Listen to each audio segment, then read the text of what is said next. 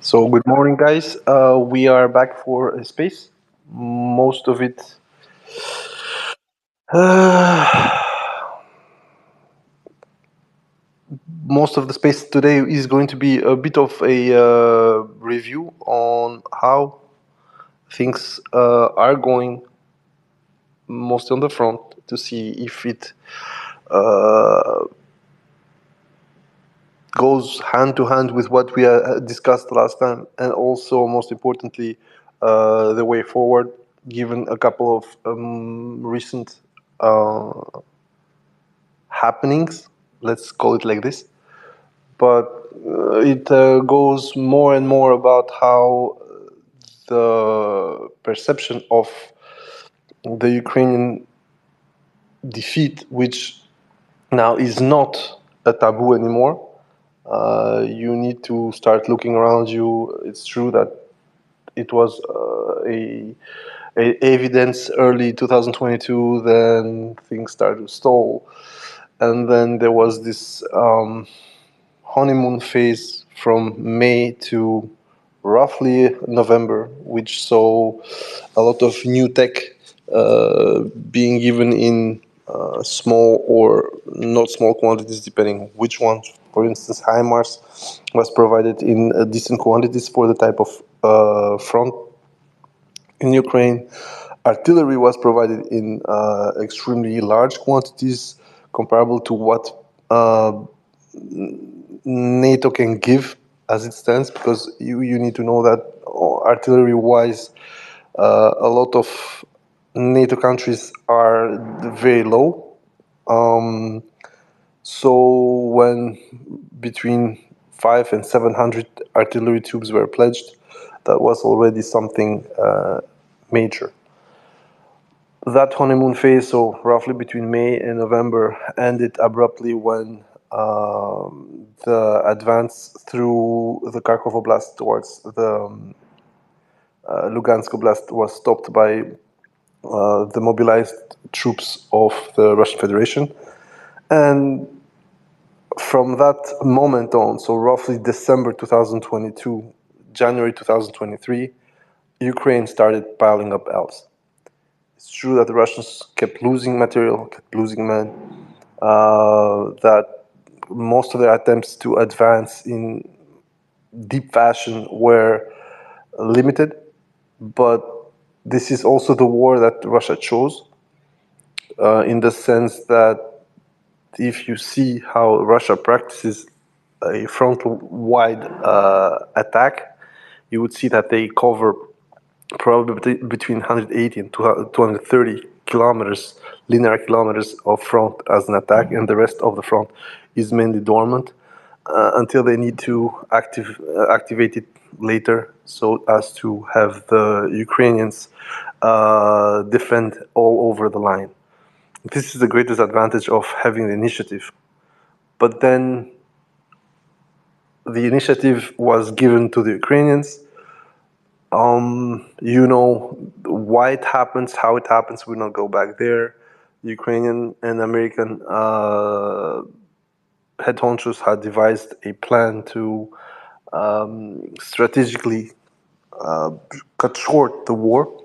And the plan actually, once again, as I said, it was not bad in its logic. So the intention to cut the Crimean land bridge was laudable and probably would have put the Russian forces in panic. However, the means, the pace, the capability of both sides to do anything with it was just not there. And the whole plan was bad. I mean, like, let's be honest with this. The plan was an absolute horror show. The Orbat was crappy. The so-called brigades, instead of being fully manned and being rational 3.5, 4.5 brigades, were mostly glorified regiments. So 1,600 to 2,500 people maximum. And it created this huge problem of, with that kind of force, you could have gone somewhere while focalizing it in a narrower front. But the Ukrainians had bigger plans, and then they spread it through between 460 and 520 kilometers, depending if we count or not the small pockets in Kherson. And by doing so, they thinned their own density of troops along the line, while also not benefiting from the proximity of their hubs. So basically, attacking around Zaporozhye or Kyiv was supposed to be the staging hub for the attack in Robotine towards Tokmak. The problem is, as I said, and this is something I said in 2022, but it didn't happen often because the Russians were still all over the place. But once they started to be focused, you could see that having a small town as Orikhiv does not allow you to put 15, 20,000 people there as a staging because they're going to get picked off. By doing so, the staging points were supposed to be completely atomized. So you got people in Preobrazhenka, Orikhiv, Olenivka, and so on. So in order to form this armored fist that should have cut through minefields and fortifications, you need to start from way behind, which means that you're going to be completely visible when you coalesce into this column or forces to go through. On top of it, I'm going to make a small digression. Yesterday, I had a discussion with a supposedly pro-Russian, no one, anti-war soldier. For a long while, I have had the huge issues with him because he says himself he's Ukrainian. So on that aspect, I don't care. I mean, he can be Ukrainian. We have our own Ukrainian pro-Russian in the team. So that's, to me, honestly, it doesn't matter if you're honest with your analysis. The problem is that there is a mental impediment to this guy, and he was discussing things like how it's the willingness of the West to defeat Russia that's not there, that is allowing Russia to do some things.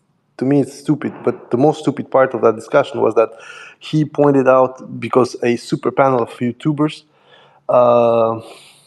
which was DPA, Military Strategy Channel, some fucking Irish Scottish guy, and Dan Castle or whatever. Anyway, out of the four guys, Willie OMB was the Scottish or whatever guy.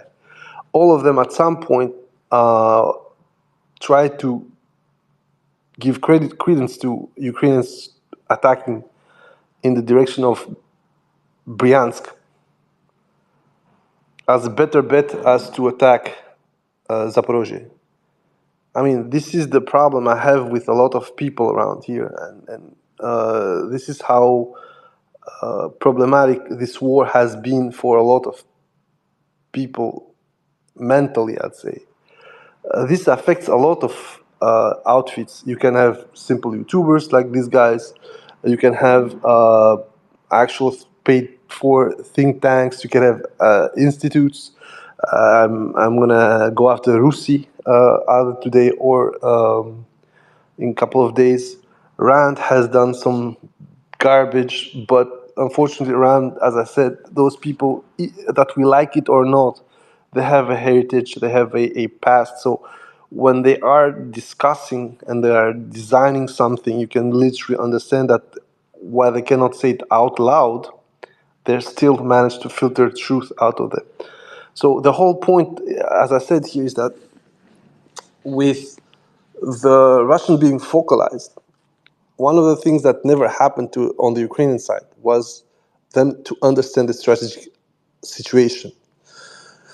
A lot of people say that they understand it because they have put now the year 2024 into a sense of, I'd say, resistance. enduring Russian attacks, and then in 2025 they are going to go to the assault. The problem with that is that I do not believe that they're going to let 2024 slide purely on defensive mode, because as we have seen, a lot of areas that they were trying to defend all over 2022, they weren't that good at that. They were good in specific select situations, and those specific select situations, I've already discussed it, they need to have a better backfield, so a lot of transportation network behind them, roads, railroads and stuff. They need to have a bigger urban background. So in this case, when they attacked Izium, they had Kharkov on the back, and they had simply started to etch out these small settlements around Kharkov. And once that was clear, they could start pushing their artillery forward. And that's how they did it. On top of it, there was a depletion on the Russian side, which favored all this, and also a miscalculation on the Russian side. When they started losing shit, instead of trying to understand why they were losing it, the Russians doubled down. So they would lose 10 trucks, they would bring 20 trucks. They would lose 10 tanks, it would be 20 tanks. But this was exactly how attrition was supposed to be, because they were not attacking the base of fire. So they were not attacking Kharkov. It was a lost game. It's the same thing as, let's go back to Snake Island. You are in a fucking 2 square kilometers island. They don't even need to aim. So you bringing more shit there, it's not going to work. You just are in a losing game. So unfortunately, the Russians didn't get it on time, and then they committed the greatest sin of them all. When you are losing a maneuver battle, you commit more resources to that as a gap plug, if you want. At that moment, you need to stop that maneuver battle and turn it into something more, I'd say, predictable for you. And this case would have been to actually overextend the other side. And therefore, that would have meant that your reserves were going to be fed into the back field of your retreat, let's say it like this. Russians didn't do that. They literally rushed these reserves, and they lost probably around 100 tanks on that failed counterattack towards Liman, Balakleya, Izium, and so on. But this is in the past. This is 2022, and this was, as I said, also the low-hanging fruit on the Ukrainian side. By doing this, Ukrainians literally, first of all, gave an electroshock to the Russians with the mobilization, but second of all, chose the worst part for them. Because, as I said once again, if you want to attack north and go towards the Russian border, the Russians have then a better backfield than you. Except Kharkov, there is nothing there for the Ukrainians. And of course, Kharkov is a huge city with a huge transit network around it, especially in its periphery. This is what also made Kharkov impossible to do in the same time as Kiev. If you want to take out Ukraine, you need to start with Kharkov and then slowly eat up whatever is there to be eaten up. Now that Kharkov is more or less neutralized, in the sense that most of the fights are happening away from it, the Ukrainians are using Kharkov as a staging point, and sometimes they get hit over there. But then, as I explained, the problem with Ukraine is that they didn't get the strategic difference. Where they were in Kharkov or around Kharkov, it was easy. They had a backfield, they had roads, they could control them, and therefore supply lines were nice.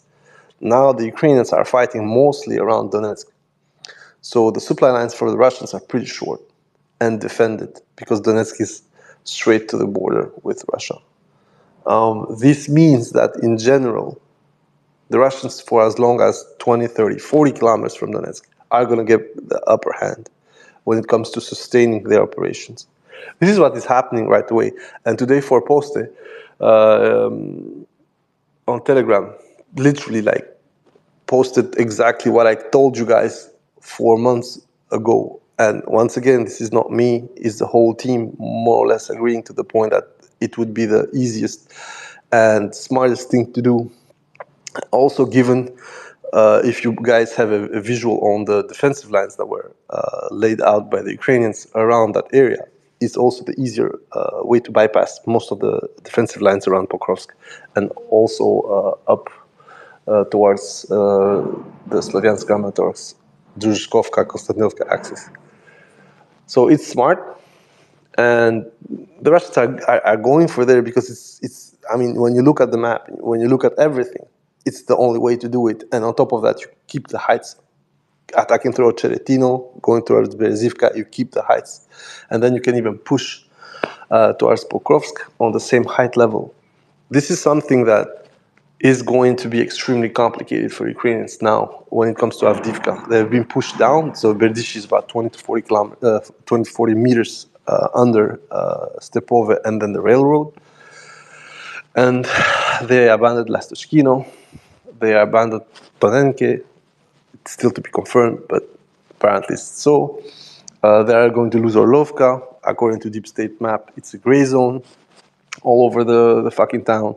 And of course, Orlovka is a problem because you are literally in the depression. So you are, I think, roughly at 60 meters height on the city, and you're coming from about 240 from Avdiivka. So one of these situations happened with the Ukrainians being on the lower part of Ocherotine, which is high, actually. There was the Bradley attack. By geolocation, the attack was really about 9 kilometers away and probably was done through either the slag heap in Krasnogorivka next to the coke plant, Avdiivka, or from the coke plant itself. But that visual, if you don't know what I'm talking about, there's a video of a Bradley getting hit by a cornet. It's a very long shot, and you can see the town of Ocheretini in the background. But given the earth curvature, you can see that the Bradley is probably between 50 and 60 meters lower from the elevation from where the missile is being fired. And that's the whole point now. The whole point is that having lost those heights, the Ukrainians slowly going to learn that they would need to get away from the depression and go to the next, I'd say, bank. In this case would be Semenivka, but still Semenivka is lower than Avdiivka. Therefore, they're going to go up and up and up. I said that there was these 3 lines of defense. I'm going to repost the screenshot that I made about these 3 lines, but the first line right now is under danger. That line was Semenivka. And once you have this problem with the Ukrainians, which is you have to pull out not because you don't want to fight, but simply because the tactical area in which you are does not allow you to properly defend yourself, then there is another thing that happens. Going back is getting hit in the back. This is what happened when they moved out from Avdiivka. They keep harping that no harm was done, but the more we go deep down this, situation, the more we are seeing that they're losing these small hamlets like Lastochkino, Stepove, Tonenke, Severne, very fast. They defended those for, if I was in Ukraine, I would say for 10 years. But in this case, they defended those for at least 2 years that the war is on. There was no potential to get them out of there until, of course, the defensive mechanism of the city itself fell. So it has the potential to become a rout, but the most problematic thing is that the Ukrainians do not have an answer for the war they're fighting. So going back to that answer that they don't have is mostly because they do not understand what the Russians are doing. Or if they understand it, they do not have the means to stop the Russians from doing it. Part of it is true. They do not have the means. Most of the war supplies, training, information is coming from Russia itself. And Ukraine, even if they have assets to hit for, those are firecrackers. They are not launching tomahawks. They are not launching ballistic missiles. It's within Ukraine. there is a potential of using HIMARS or worse. But between Russia itself, it's still very low payload flying objects, let's call them like this. So, on that aspect, the Ukrainians, of course, they know they're fucked. And the only possibility for them is to wear down Russia in Ukraine, or whatever remains of the front line for them. Now, the biggest problem is that from what we're seeing on the Ukrainian side, they have also dropped the political logic here. So the pretense of keeping the Donetsk Oblast, that one is gone. And it is gone when they actually started to hit Belgorod in retaliation. You don't do that if you feel that you have a military option open. On one side, you're saying you don't have the artillery rounds and the ammunition. On the other side, you're firing a full rack of long-range 122 millimeter rockets towards the city of Belgorod. Literally, what the fuck? It's an absolute aberration. But as I said, Ukrainians right now are in that phase when they don't know what they want. If they want the war to stop, but they also know that they had a better deal early on the war. They didn't take it because Western quote-unquote allies told them not to. And on the other side, if they want to go down now, they will have to accept a harsher and more problematic way out. It could be a tactical ploy, so to have the Russians, cease fire so the Ukrainians can regroup and start doing their shit. But the problem is that Monkey is not willing to do that. And some of the things we're seeing with him are very specific of not a war of, I'd say, choice anymore. The Russians are not going towards this war of choice that everybody described, due to sanctions, due to the decoupling, very brutal decoupling that happened between Russia and Europe, and still happening. Russia needs the war right now, not for its economy to crash. That's not that. It needs the war because there is no discussion anymore. And what we're hearing from the Western partners, quote unquote, is extremely disturbing. I would like to congratulate and thank my friend DCZXC who forwarded me the Treaty of Alliance and Friendship of Mutual Defense, whatever you want to call it, between Italy and Ukraine. And I had the same document that was prepared for the French side. They are not exact copy-pastes, but they feel like copy-pastes. And some of the logic in these bilateral treaties is just bypassing NATO.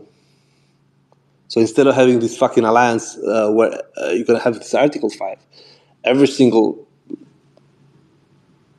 country, state, is going to have a bilateral defense and cooperation treaty with fucking Ukraine, which would trigger them simply, all of them at the same time. And there is one part for the treaty that my Italian friend pointed out to me, is that you could literally sense the provision that Ukraine, at the end of this whole shit, is going to be admitted in NATO in a way or another, because every single other, I'd say, element that would facilitate Ukraine's entry in NATO would be simply useless and redundant, because everything else would be covered by these bilateral treaties. This bypassing of a proper NATO membership application and so on is something extremely risky, and something that unfortunately shows that Europe is getting the problem. And defeating Russia is not to defeat Russia in order to chop it and, I'd say, decolonize it as they want. Defeating Russia now for Europe is a matter of survival in 20, 30, 50 years. If Russia stays as this, even if it doesn't actually win in Europe against Ukraine, like there is some kind of Minsk 3 and a lot of gains that were had by the Russians are either neutralized or reversed. If Russia stays a whole as it is and it stays decoupled, so sanctions stay there, it doesn't get back its legally owned central bank assets, and you got this sense of cold and hot confrontation between both blocks. Russia is going to limit. I mean, I have no problem with that. Russia is going to be a junior partner to China, no problem, in no time. This is not even in discussion. Already now, the Europeans know that this is happening, not because the Russians want it, but there is no other issue for them. There is no other way out. So what the Europeans are doing now, they are trying to avoid something they already lost by upping up the ante with Russia and trying to have this regime change in Russia, which would turn Russia away from China strategically. Locally, it has more to do with the fact that Europeans want to go back with zero army, because the cost of maintaining, equipping these armies, as I said, when it comes to artillery, when it comes to a fuck ton of things, would be extremely high. I did the thread, sorry, it's a digression again. I did a thread over the Leopard tanks. I miscalculated by a while. Let's be true about that, because we're seeing 8 billion contract for 200 something chassis. And then if you add the rest of it, so we're literally speaking about the maximum possible between 700, 850 if this trend keeps going for Leopard tanks, which means that we are looking at a huge procurement bonanza, in this case for Germany, although there will be offsets.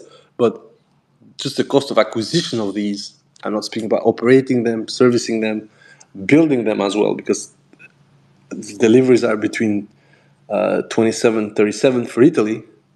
But if you add more orders on that, you will start stacking up. And it's true that 850 tanks to be delivered within 2040 would be a huge hit for Rheinmetall. But when you look at it properly, it still would be only 60 tanks a year. Russia is in this shitty state right now, producing between 240 and 260 T90Ms. And if, as I said, the second line opens and the third line opens as well, because this is also the byproduct. That's why I said Russia needs this war economy. On one side for its security, on the other side it's an expense of the economy as well.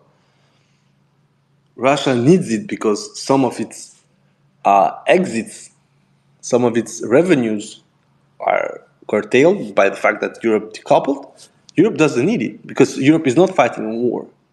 The only way to make it worth is to actually fight this war, because then you would actually use what you are spending your money on.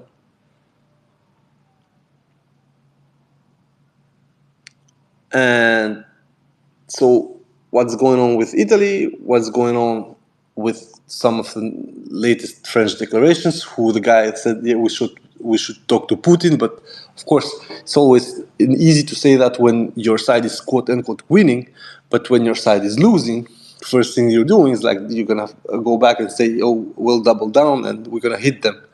And I'm like, I have no problem with that. But a couple of things that are being touted, like drones and long-range fires, to me, mean only one thing. You are making this coalition for long-range fires, but there are only so many targets within Ukraine and in Crimea. So what are you going to do?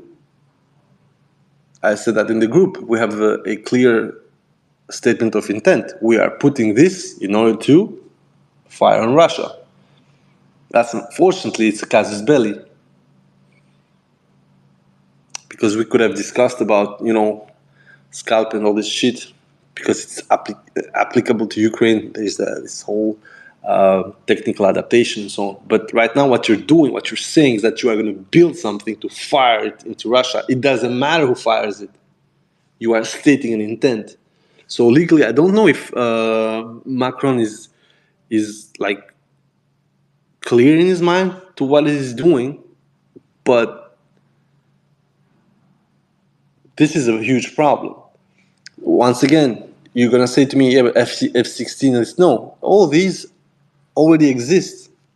You are not setting something special when you give F-16s to Ukraine is to defend themselves, and that we like it or not is completely open.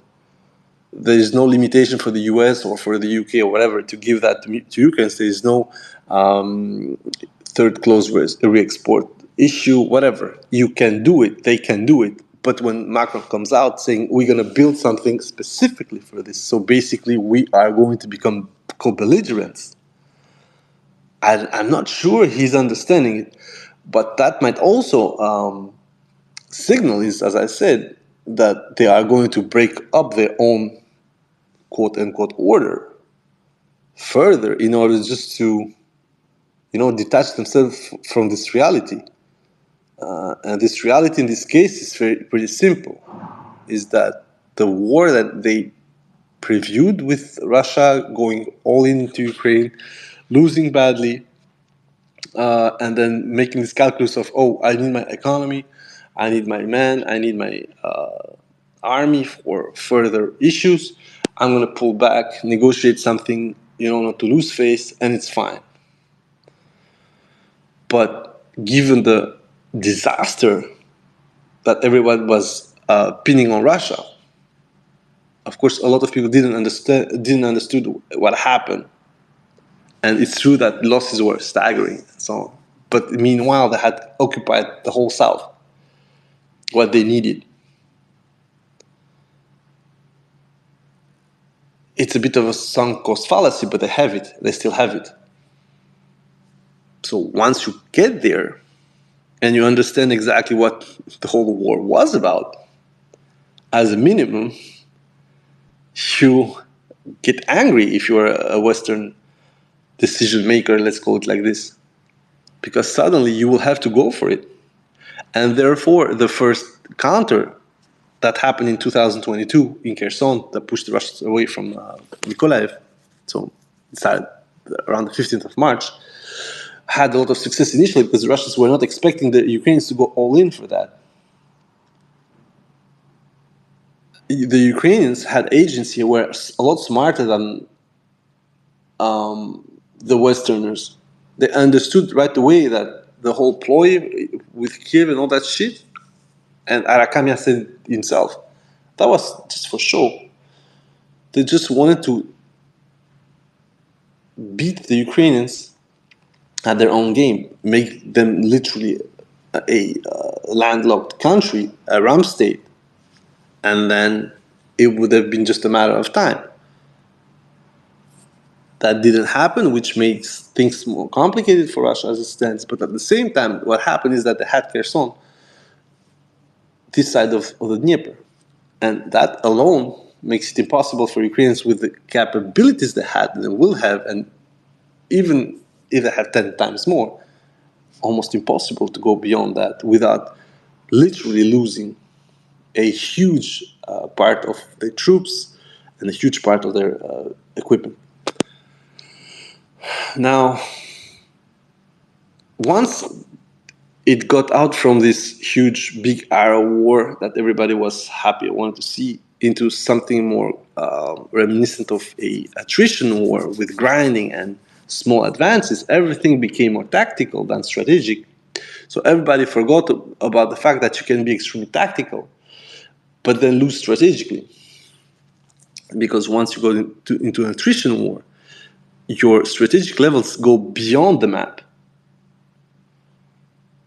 Once you are there just to fucking expend ammunition, men, and vehicles and equipment, you don't win because you have killed more enemies. You win if there is no enemies to fight, or that the enemy cannot get up once more. Also, the problem with Ukrainians is that they work a lot with, as I said, with this PR, but also with a lot of fallacies of their own. 2022 was a surprise for them in a certain sense, or not, depending on who you listen. But the main problem of 2022 is that, as I said, that the Russians had not fixed anything. For them, it was advance, and push the Ukraine as fast as possible. And at some point, just stop and see where you are.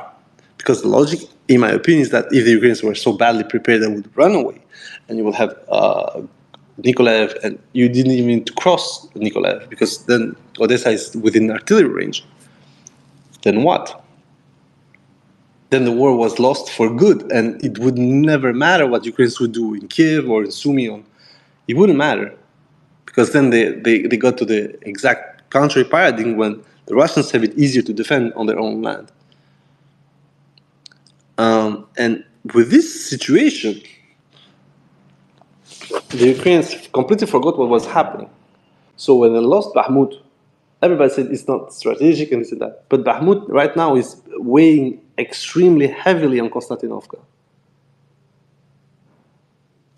They got into a rather shitty cauldron in Avdiivka.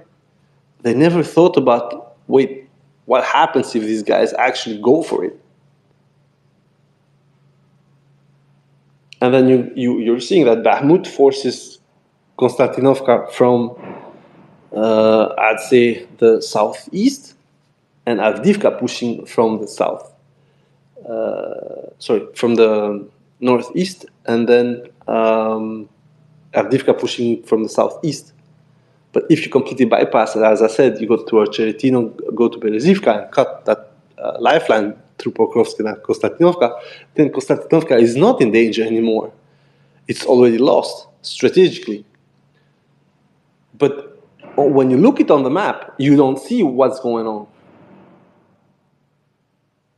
But when you look it on the map, plus the fact that you cannot counter every aspect of the Russians all over the line, then you start understanding what's going on.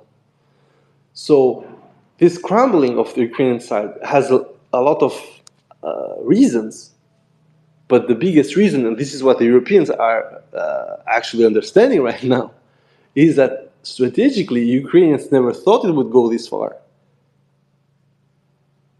After 2022, of course.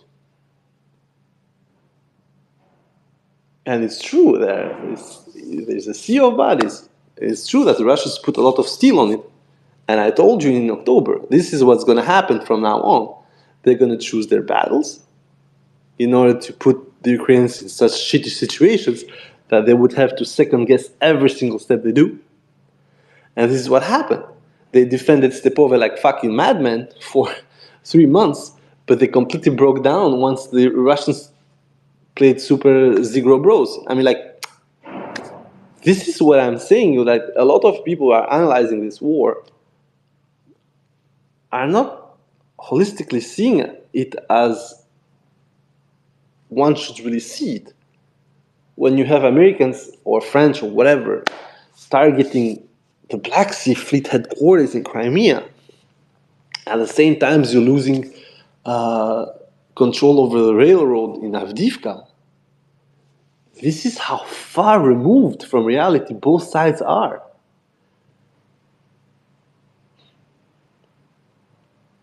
You are shitting on a landing ship, fine, great. I mean, for PR, it's great. But that thing should have been happening in March 2023 in order to put the scare into the Russians.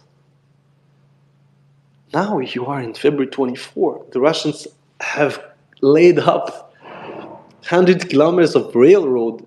The images were given by Russia No Context, thanks to Gammon for that. That railroad is going forward, guys.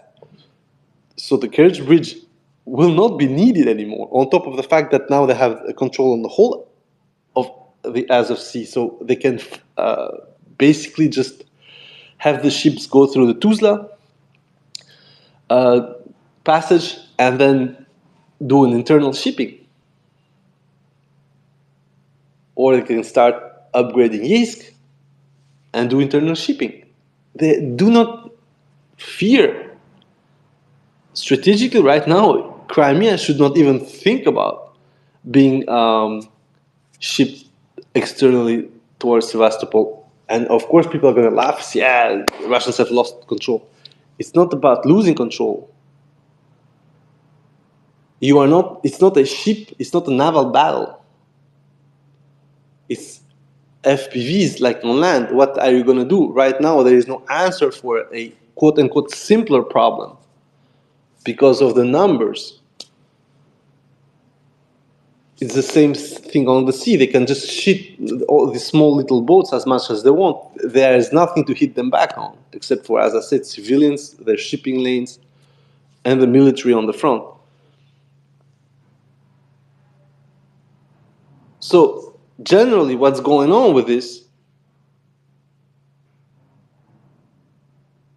is that strategically, the Ukrainians have this problem where they are still going on with this prestige war and then hitting and hurting the Russians. And the Russians are going on a completely different way. They have their plan, they keep to their plan. And at the end, you are in this situation, as I said, when you are going, they're losing a 50 U because they're stupid enough not to have gone forward technologically. But at the same time, Ukraine is losing far more valuable assets and ground and soldiers. And then you have this nonsense being published left and right about how many things are necessary for Ukraine to sustain their war. And you're like,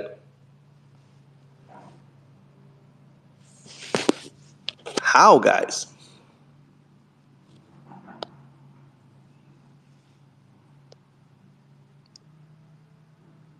And we go to this logic where the more the war advances, the more you understand that the West also miscalculated badly. So everything that we hear right now is them trying to save face. And I said that in the group. And also saving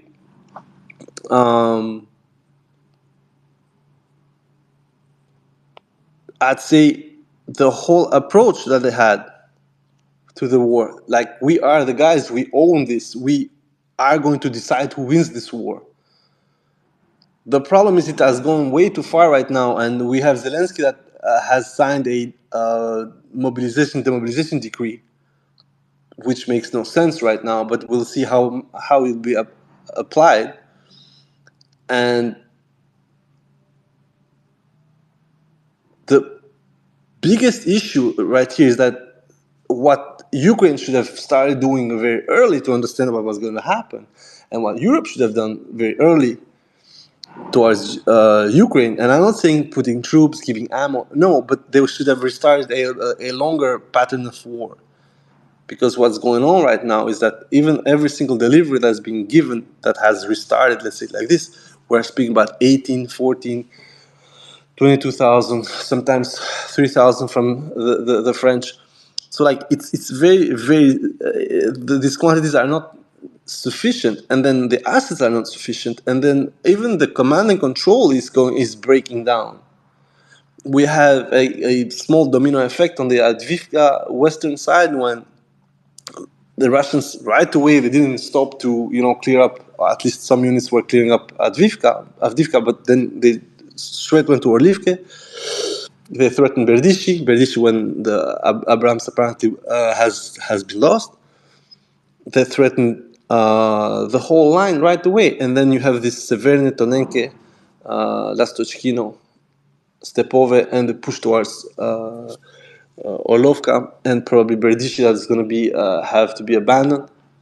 All this is once again people not focusing on the most important part of this war. The most important part of this war is that you are not dealing with Iraq in 80. You are not dealing with Iraq in 90.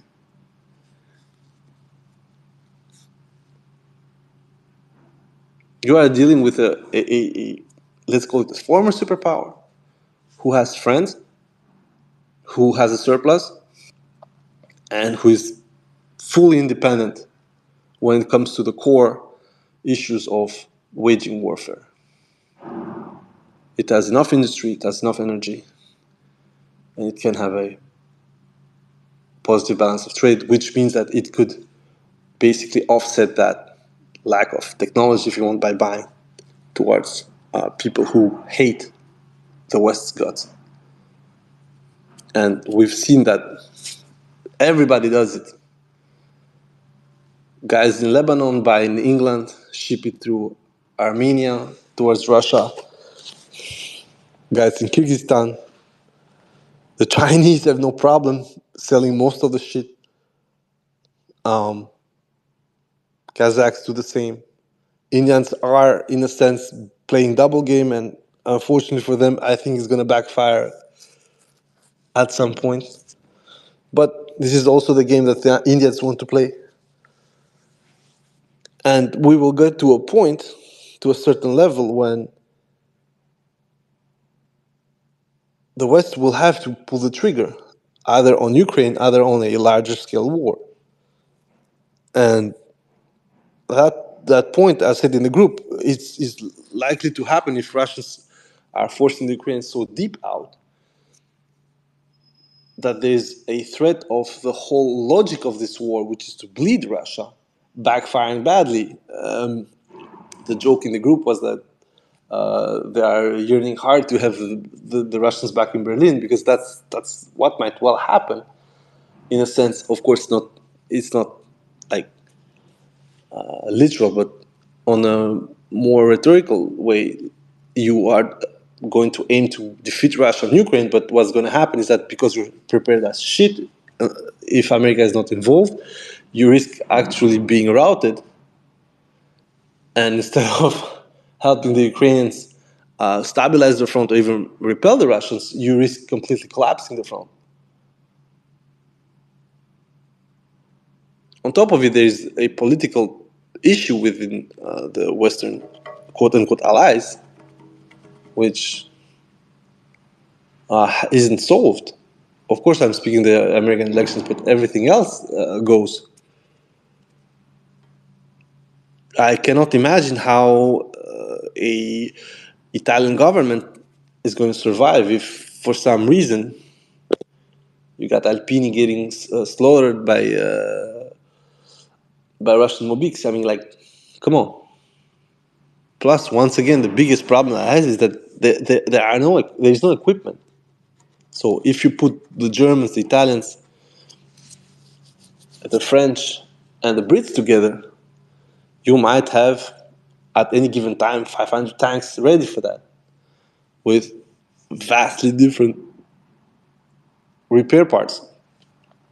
And I'm not saying them being driven by Ukrainians, I'm saying literally European forces.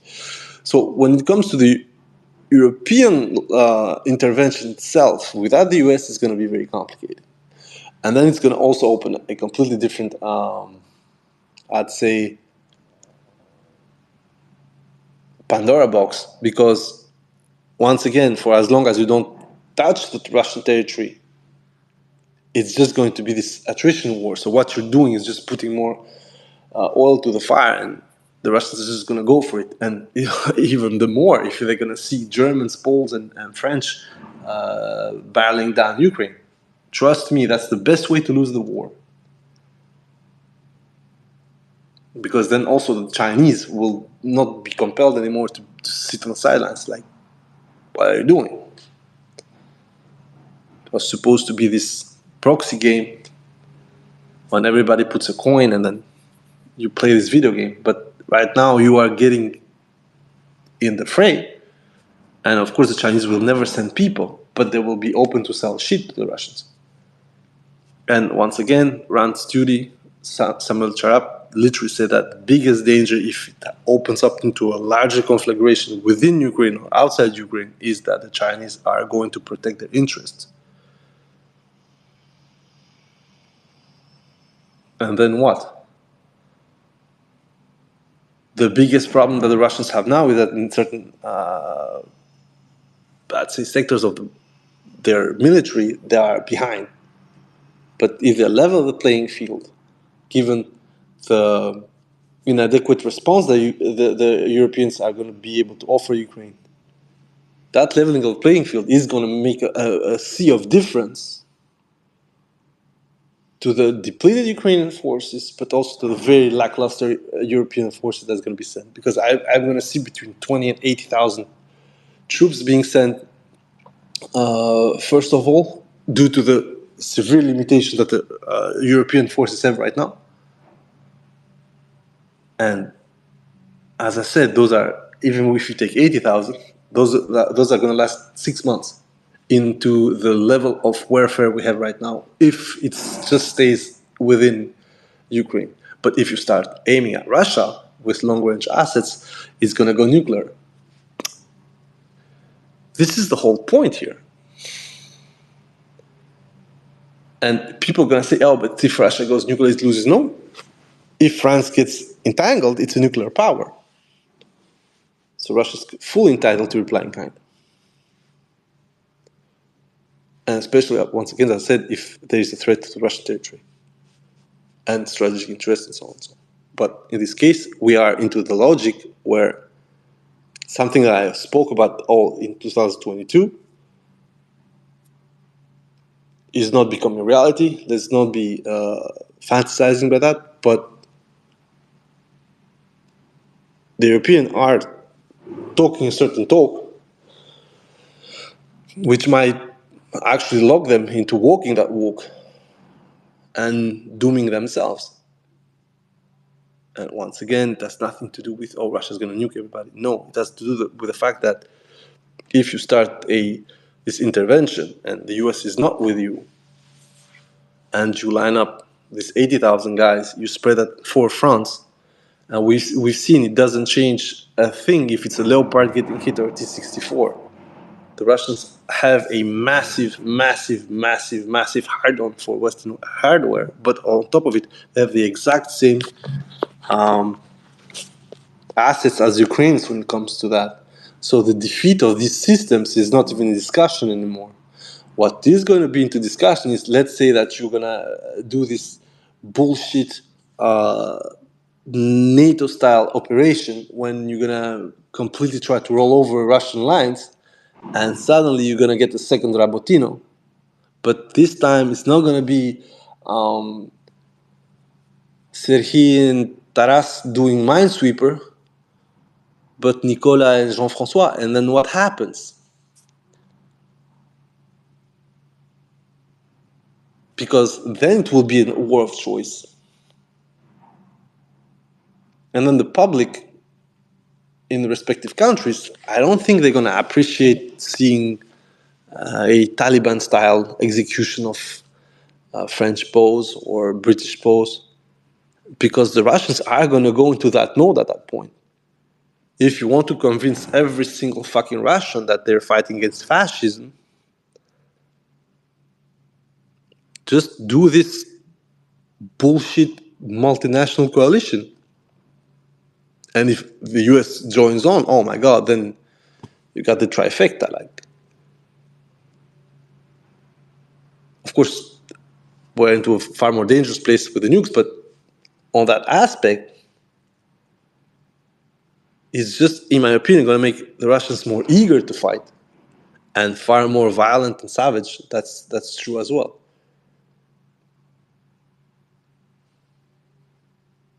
And then what if you lose? You send this expeditionary corps and it gets whacked within 6 months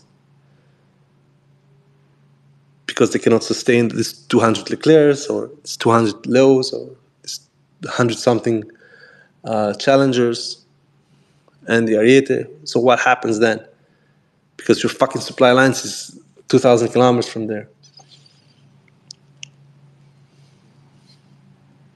What happens is the following, is that you are going to fucking double down by calling Uncle Sugar into the game.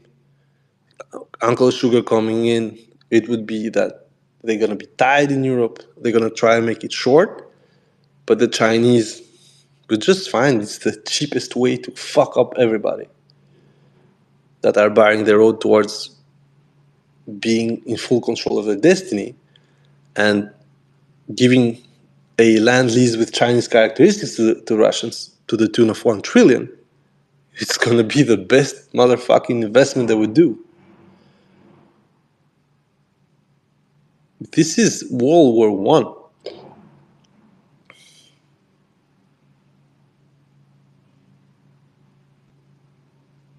And it's the best bet for the Chinese to take over from the US.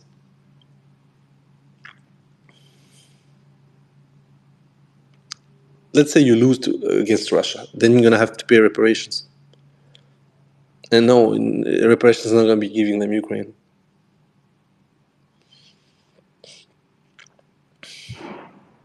So what? You're going to give them the Baltics? You're going to force Finland to get the fuck out of NATO? You need to understand that where the Europeans are right now is between a rock and a hard place. Russians are already there. I'm not even discussing it. The Russians are now what the Russians are hearing from Europe right now is like literally giving credence to the most fringe nationalist Russians out there, the Gherkin types.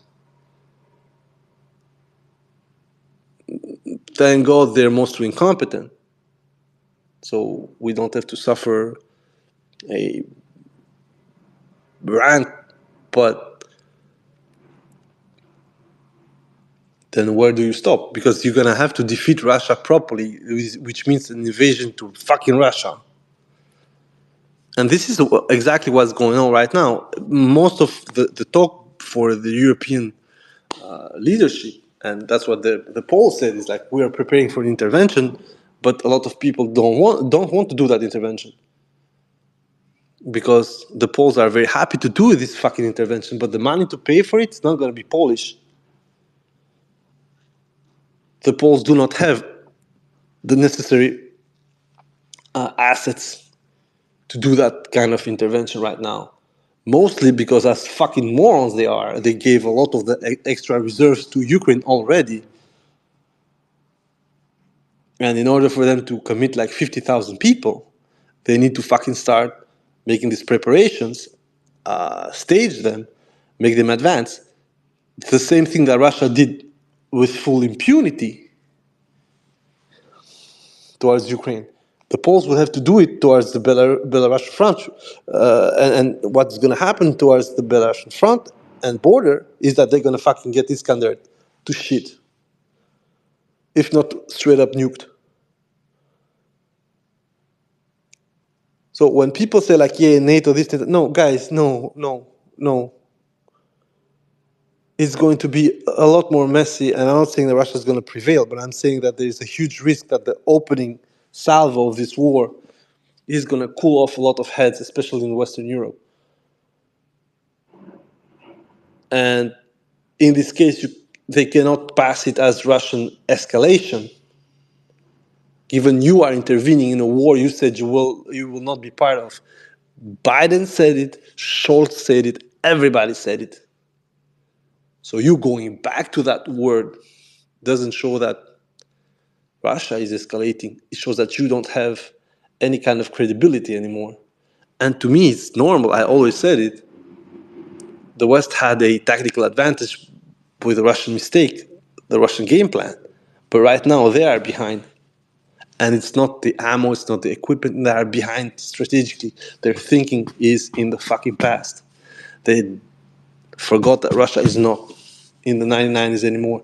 It's not in a huge. It's not in a huge better place, but it's not the same Russia. And for them, in a sense, thank God, because Russia then would have a immense military-industrial complex that could reactivate, and then it would have been probably a huge problem for a lot of people. But right now, with the limited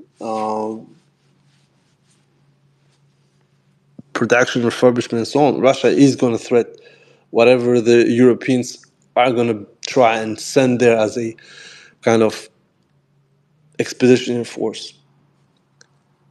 And a lot of the things that we've seen so far, so the hits on Archer, hits on Abrams. Okay, Abrams is a bit more complicated case, but the hits on Archer, Caesar, Bogdana, these large targets 50, 60 kilometers away, like with Nassams, and hit on the P-18 in Nikolaev. All these things that they showed, it is not because there's something bad happening, it's just to talk. This is Russians communicating, guys. This is what we're going to do to you guys. And of course, it's not that easy. It's pretty stupid when it comes to the whole vision of this war. But in a sense, this is the explanation of the sudden, I'd say, abundant, rare bird kill marks that we're seeing. But let's go back now to the Russian side, because we spoke about this general, I'd say, atmosphere around the European gloom and doom that's installing itself. On the Russian side, we are seeing that they are not behind their schedule. The losses are there. We should not discount them. But they're not behind schedule. I had foreseen in February Avdiivka op more or less done. It's done. They were in advance. Apparently, they don't want to pay the delay fees, as I said, I jokingly said. Second of all, as for Posta indicated, they are going to go and cut Berezivka. For a very logic view, it would at the same time reduce the importance of Pokrovsk and also cut Konstantinovka from another aspect. I mean, like, it was obvious for people who think like a Russian, let's say like this, and it takes a while. But when you think like a Balkanic, sometimes you see that they're a lot less, I'd say, different. And this has to do more of Eastern Europe and the way we see life than just be a proximity to Russia itself. But once you see that, once you see where the Russians want to go, you also have to deduct exactly where they want to go, which is having the Donbass basin within this year. And then at that point, I think the Russians are going to be a lot more open to discussion. Unless, once again, as I said, the Ukrainian front completely crumbles, which I do not believe, not because the Russians do not have the ability to crumble it, but because the Ukrainians cannot afford that. They would fucking put babies into the trench lines just not to crumble. Because if they start to push back and then Russians are in Zapo and the Ukrainians are running for Dnipro, then it's a shit show, because then you will lose another huge work of art, which is the dam in Zaporozhye. And that would allow the Russians to do something extremely evil. They can reflood completely the plain around Energodar. The whole pond can be reflooded, but once it's reflooded, that's the great advantage. You can be 100% sure that nobody's going to attempt anything. The main goal of taking Zaporozhye is to have control of that dam there. Of course, it's a cascading work of art, so basically we have 4 more cascading dams upstream, which are going to balance the water level, but you cannot do it the same way. Once you get the second dam, the Kakova Dam, of course, was blown, but then you're going to have the Zaporizhzhia Dam, which is going to force the Ukrainians now to either cut the water upstream, cause problems, but then dry a higher percentage of the basin downstream, which means that the damage is being done to Ukrainians from now on, not anymore to Crimeans. And this is the funny part, because they're going to also lose a little bit of power generation. Kines is going to probably show in the group another of the counters. But generally speaking, if the front crumbles, especially around Zapo, and Zapo is at least occupied partially, then Ukrainians have a huge problem with the upstream reservoirs when it comes strictly to the Dnipro, but also they lose a lot of backfield when it comes to navigation and also transit. They're going to lose 3 bridges over the Dnieper in Zaporozhye. And also they're going to put a lot more pressure into 2 specific bridges in Dnipro, which makes it a trip of 240 kilometers back and forth to go on the other side and try to defend Zaporozhye. This is something that would be an effective collapse of a large part of the front from south around Zaporozhye. And this extent of the logistical trail is something that Russians could have done at any given time in 2022. It would have allowed them a lot more flexibility down south. They didn't. They never did it. In my opinion, they never did it for multiple reasons. But the core reason was that they didn't want to break Ukraine, not because they wanted to occupy it as it stands, but it would have meant that occupying a broken Ukraine is spending more money on it. Now, of course, you're going to say, yeah, but they're absolutely wasting cities. They're not wasting cities because they want to waste these cities. They're wasting cities because they have been fighting for them like fucking demons. Remember what they did in Kherson. Russians didn't fight within the city. They left it. And of course, because strategically, it made no more sense to fight within Kherson. The best thing that would have happened is a lot of losses on both sides and the crippling of the Ukrainian offensive, but with the risk of losing also a huge part of the troops they wanted to keep to defend the next counter, given that there was an open corridor in Zaporozhye. Therefore, that's what I'm going to say once again. In order to understand Russian psyche, how the Russians think, you also need to think about people who have a status, who understand what they're doing. Sometimes they fuck up, a lot of times actually. But it doesn't mean they don't understand why they fucked up. There is a large part of gamble on both sides in this conflict. Ukrainians gamble a lot more than the Russians, and they lose a lot more than the Russians. But when they win, as I said, they win big. Sometimes it's a piped game because for Kherson, for instance, Russians never thought about building more connections. And for Kharkov, there was a huge lapse on the Russian leadership there. But when it came to Zapo, now we have the variant from Zelensky that, oh my God, the plans were leaked to the Russians before we started the attack. I'm like, bro, what the fuck are you talking? What plans? Look at what was given to you. Breaching and clearing vehicles, a lot of fast tanks, a lot of highly mobile mine-protected vehicles, couple of infantry fighting vehicles. Yes, the Orbat was shit, but everything pointed towards a land invasion. There was no much pontooning. You had no specialized vehicles for crossing. It's obvious that everything was going to happen in land. So the whole plan is being leaked. No, man, it's just simple deduction. Everybody can read whatever was promised to you, and then, yeah, okay, it's going to be a land push, land thrust. This eliminates about 200, 300 kilometers of front around the Dnipro. And then, as I said, there were no other alternatives for them. The whole point was to cut the Crimean land bridge and force the Russians into the shortest ways possible to end the war. Fighting in Lugansk? Bro,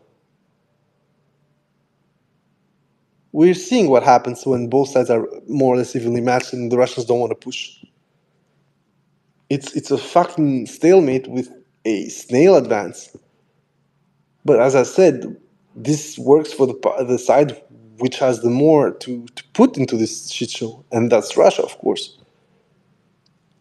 And that's why I'm saying that what you're seeing on the Ukrainian side when it comes to the northern front is a very false positive, and things can be going pretty badly over there pretty soon if the Russians decide to do the same kind of action they did in Avdiivka.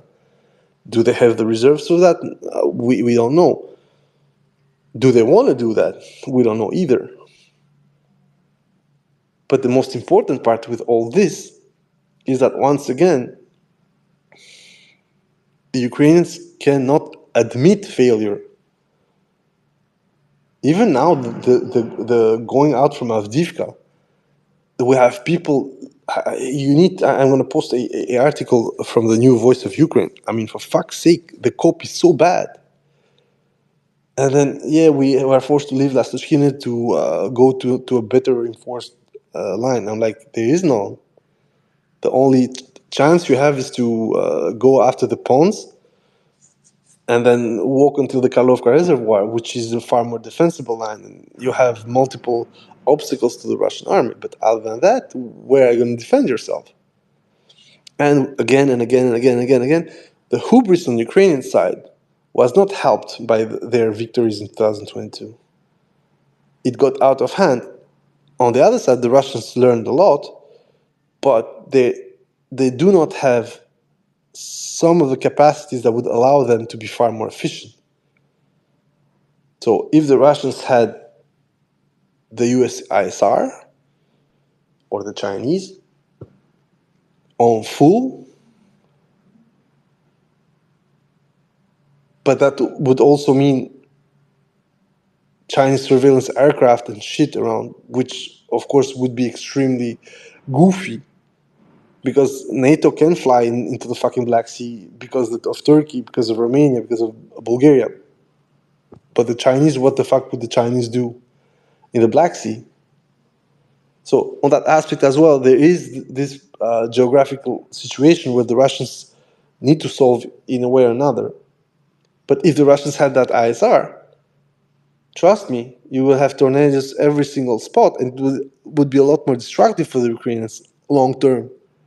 So on that aspect, the intelligence ratio on the Ukrainian side is extremely high. So they can still do something and can still have options on how to resist, how to pull back. What they cannot change with the ISR is the day-to-day tactical layout.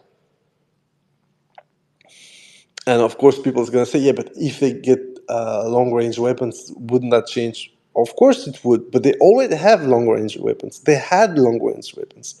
They had the Tochkas. Then they started to use the Tupolevs, 141s, 143s. Then they got Storm Shadows. The problem, once again, is that the targeting, and as I said, the targeting and the time frame the Ukrainians are choosing is completely out of whack. And therefore, we should be extremely cautious on labeling one or the other side about capabilities and efficiency.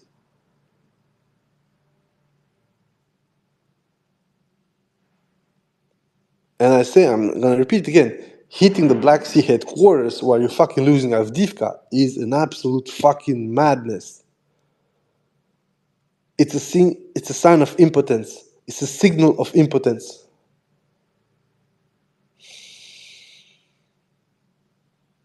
It's literally, I'm sorry to say so, earning some small fee from your local lottery, and instead of, I don't know, paying your debts, going and buying a fucking new car.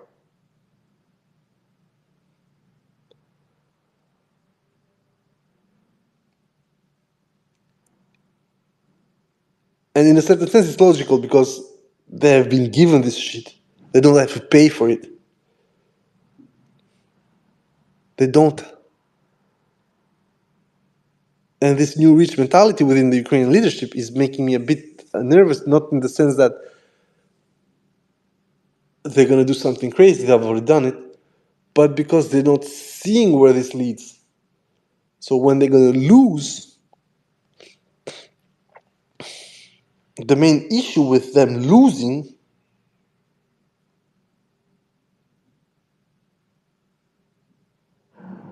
is admitting it. They did so in Bakhmut, they did so in Avdiivka, they did so with the counter. The problem with Ukrainians is to have them admit that they've lost. And this is a hubris problem. This is something that you cannot change. And this is something they can only solve by basically killing them all. And I'm speaking about the leadership people who take the decisions. Because on the front lines, we've had multiple times already people saying, oh, you know what? We don't care about Ukraine as 1981 or 2014. We care about Ukraine as the idea of the state. So if it's smaller, let's go with it. At least it's still there. This, of course, bottom line means little to nothing because you will still lose the whole point of you being Ukraine. So if you lose the Black Sea, Ukraine is nothing anymore. If you lose the eastern bank of the Dnieper, Ukraine is what? So once again, there is also this problem where it's true that keeping the state, keeping the polity is important, but once you are deprived of the attributes of the previous polity, it makes no sense. In this, I would like to say a bit, it's the problem we have in the Balkans. When Albanian borders were drawn multiple times for the independence crowd, we were losing a lot of people left and right because they were cut by borders. Ethnically, we thought that, well, it's the same problem here. And a lot of countries in the Balkans, by the way, had this issue. I just coined ourselves because that's my personal vision. And I'm saying, like, yes, for the Ukrainians, it's true that we're losing, as Albanians, a couple of territories with our people in there. It was losing attributes. But for Ukraine, it's going to be even worse because now we're going to lose sea access if it goes that far. The other bank of the Dnipro. But that means that most of your major cities are under threat. Zapo is going to be under threat. Dnipro is going to be under threat. Kyiv is going to be under threat. Kharkov is on the other side.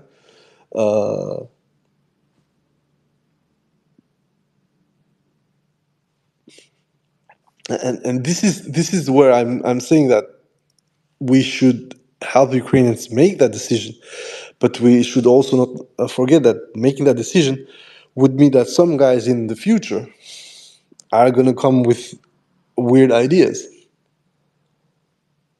and there is also going to be a humiliation factor there.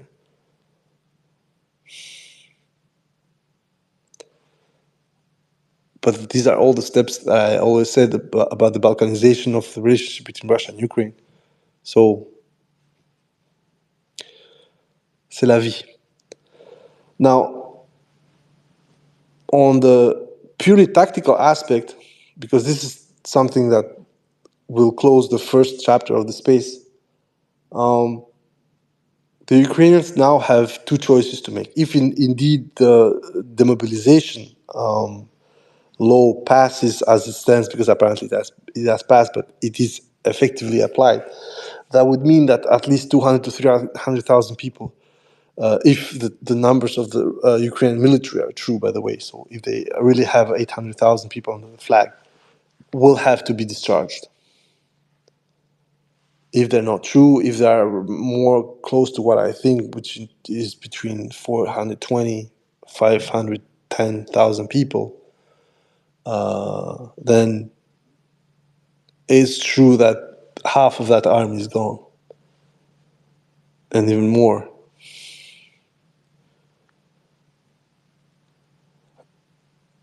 However, when you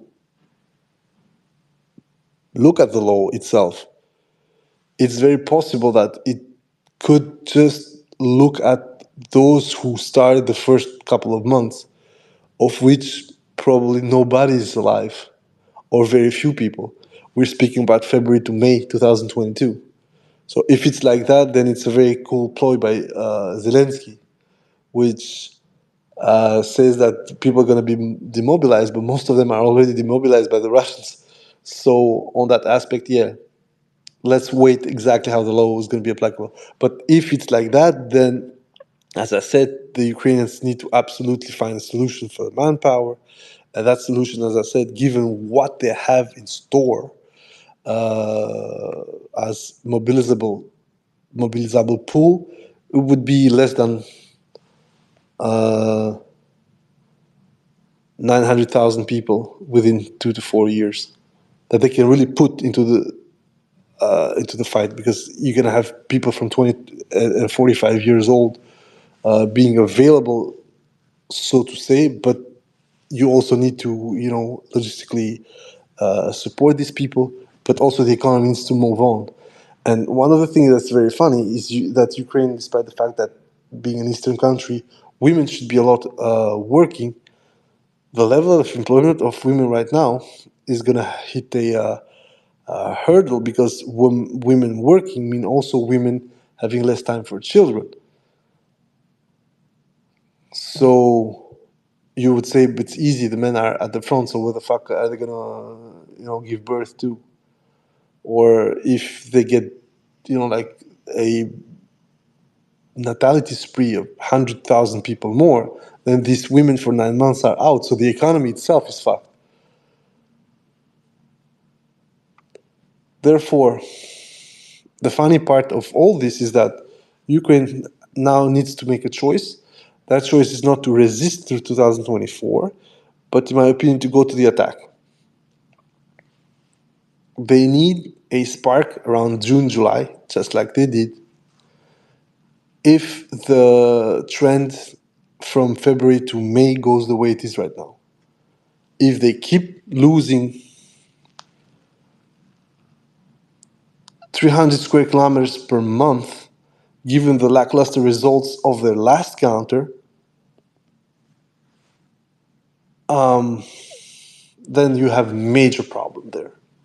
And that major problem is the, rollback of the Russian troops over the space they occupied is going to cost you what you spared, basically. But if the Russians advance way beyond what you can free up with the forces that you spared, then it makes no sense, because you're going to be still at the worst place at the end of your own counter than when you started. So this calculus is what I'm saying that the Ukrainians will need to do. They cannot let the Russians go too deep, so they will need the kind of counter, smaller, tactical, whatever. They will have to do it. And that's, I think, is what's going to make or break Ukraine. If that counter starts some limited ploy to, exploit a situation that would appear due to the Russians advancing a bit in a suicide mode towards Berezivka, for instance, and they cannot expand that breachhead or the advancement there, then maybe a small counter cutting back some land around the Cheretine and Avdiivka North and so on could happen. Then again, a counter in Kupiansk. All these things, for as long as they do not use more than 20,000 guys, should be expected. But if they're planned for something bigger, or if they don't plan for a counterattack, then the risk is, as I said, for the Russians to completely consolidate 2024 and make it almost impossible for any kind of counterattack in 2025 to happen.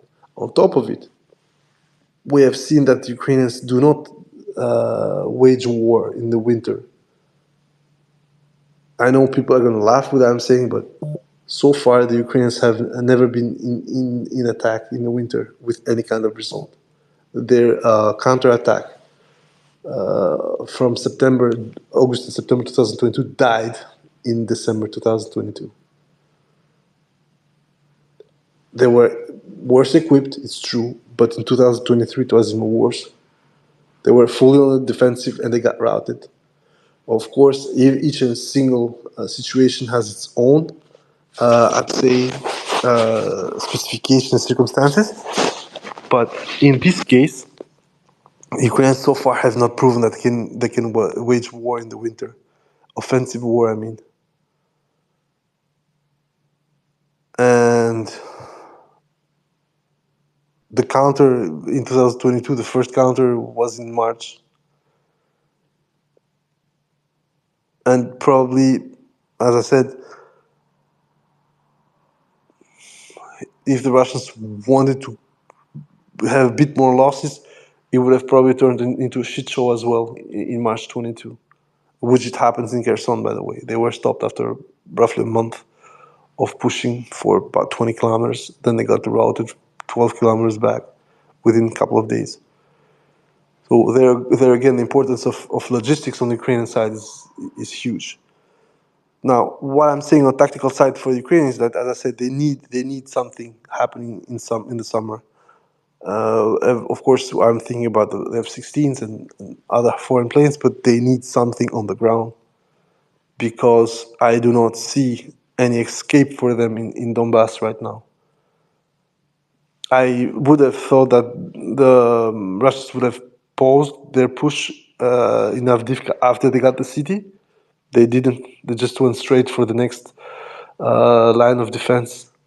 And if indeed the Russians do not stop until the Karlivka reservoir on the area and then they crumble Novomihailovka and so on, then the Ukrainians are in the biggest trouble they have ever been in these 2 years of war. Because then the front is going to start moving east to west, also towards Zaporozhye. And once you get that front moving east to west towards Zaporozhye, then you have big fucking trouble. Because the Russians are going to reduce the main combat line in Zaporozhye from about 200, as I said, to 150.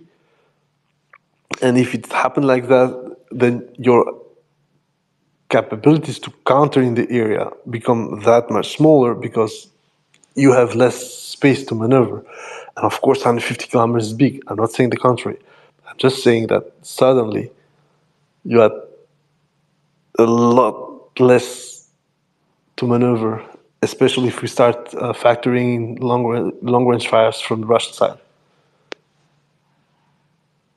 And if you want to employ any of these long-range fires within the front line and then 20 kilometers back, you need to put those HIMARSs. Of course, now with the ground-launched small diameter bombs, it's a bit different because they have more range. But for the HIMARS itself, you need to put at least 50 kilometers from the front line. 50 kilometers from the front line is going to be a problem. Because once the whole line is 150, and the Russians are advancing on a kind of small stallion there, you need to pay attention to your flank and to your front. So it's for long fires on Ukrainian side in Zaporozhye, if that thing happens, it's going to become a huge problem. On top of it, now the Russians have the guided bombs. So that's going to be also another problem. Because by the time we're going to reach mid 2024, I think rocket assist UMPKs are going to be a thing. They already have the Grom, but it's rather expensive. If you start having these rocket assisted UMPKs, then instead of dropping at 70 as they do right now, you're going to start dropping at 110, 120. And you're not dropping, as I said, a 16 to 20 kilogram explosive warhead. You are dropping 227, 247. And if you are dropping 1,500, then you're looking at 900 kilograms of explosive. It's going to be fun.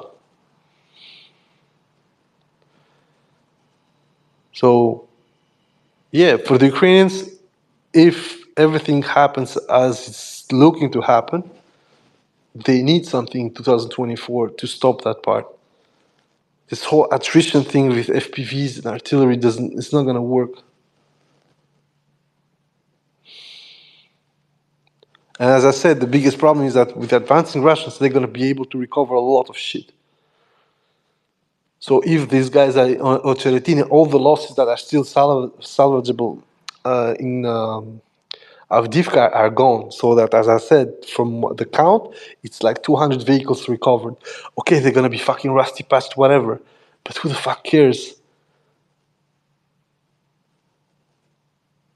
You need firepower and mobility. This is why I'm saying that Ukrainians cannot afford to be pushed aside like this. They just can't. And it's not 2022 when they were literally being chased down Kherson. But if they keep going 20 kilometers a month, within 3 months, that's 60 kilometers. Within 3 months, you got Pokrovsk, you got Slavyansk, you got Kramatorsk. You got the objectives that are literal for Russia, the bare minimum. And then you have a Russia that is not willing to concede anything because it already has it. So the whole discussion about how to speak to Russia then will be forcibly being a military escalation from the friends of Ukraine. So as to, have something more favorable, because right now Ukraine has nothing. Ukraine cannot even sit at the table. Now, as of the active operations, I'm also expecting one thing. Snake has spoken about this. Ukraine is going to break when its crown jewels are going to go down. And of course, in this case, I agree with him, it's going to be Kiev or Kharkov. However, I think that the biggest loss for Ukraine right now, if it happens and if the situation gets that bad, would be losing Zaporozhye, as I said. Losing Zaporozhye is losing a large control of the Dnieper River. And that means an electricity, of course, but also control over the fluctuation of the river itself. So Russians could just, as I said, open the dam completely and reflood the Energodar Canal, and then Ukrainians would be forced to do two things. Either they cut the flow, which means that they put their upstream dam in Dnipropetrovsk at serious danger, or then they don't. They let the water flow, but that has the risk of drying up the banks from Zaporozhye to Dnipro. Drying up the banks will cause some problems to those banks. They're going to be more friable, but also it could have points where the Russians could cross. I'm not saying there's going to be an operation. I'm saying, like, on the planning side, it makes the whole defense of Dnipropetrovsk a lot more complicated. And then you will have to go through Novomoskovsk, which is a bit even further. And I said, logistical wise, the Russians are going to win a lot more in, right now, gains by doing that than simply clearing up the Donetsk Oblast. So that's also something that needs to be absolutely kept into control by the Ukrainians. And therefore, the attempts that the Russians are doing now in Rabotino, which has already been half vacated, are going to be an extremely important litmus test for the Ukrainians, in the sense that if they cannot hold the double layer of parallel roads between Orekov, Ulyapoli, and then towards the southern Donetsk axis, then they're fucked. Because then the Russians are going to be way more closer and can then apply these pressure points towards Zaporozhye, blow the bridges, and then force all the traffic to be lateral, which means exposed to defilade shots within 20-30 kilometers. So Ukraine right now would be wiser to watch out what they want to do with the south rather than with Donetsk. I would not tell the Ukrainians to abandon the Donetsk Oblast because, of course, it would be game over, but to start really thinking deeply about Zaporozhye. Because if you see the current fortification lines, there is only one main line around Zaporozhye city. And this is due to the fact that Ukrainians thought that 2023 was going to change the whole war, which of course it didn't, or at least not in their favor. So, three main points. First of all, the situation is extremely preoccupating for the Ukrainians and this for the Europeans. Couple of latest statements and actions are extremely worrying for everybody in Europe because they would establish a mechanism which would send us all towards a war that is unnecessary, to be honest. If Ukraine tomorrow loses these four oblasts, nothing changes when it comes to the security apparatus and system in Europe. Ukraine will still be there. Probably nobody's going to ask for Odessa once the actual negotiations will happen because the Russian leadership will understand that it would just kill those negotiations. But due to the demilitarized zone that they're asking, Odessa would be as good as gone.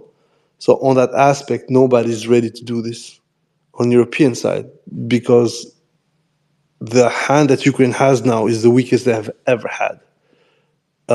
I'm speaking long-term warfare prognosis. Second point is that the Russians have understood this and they're not relenting.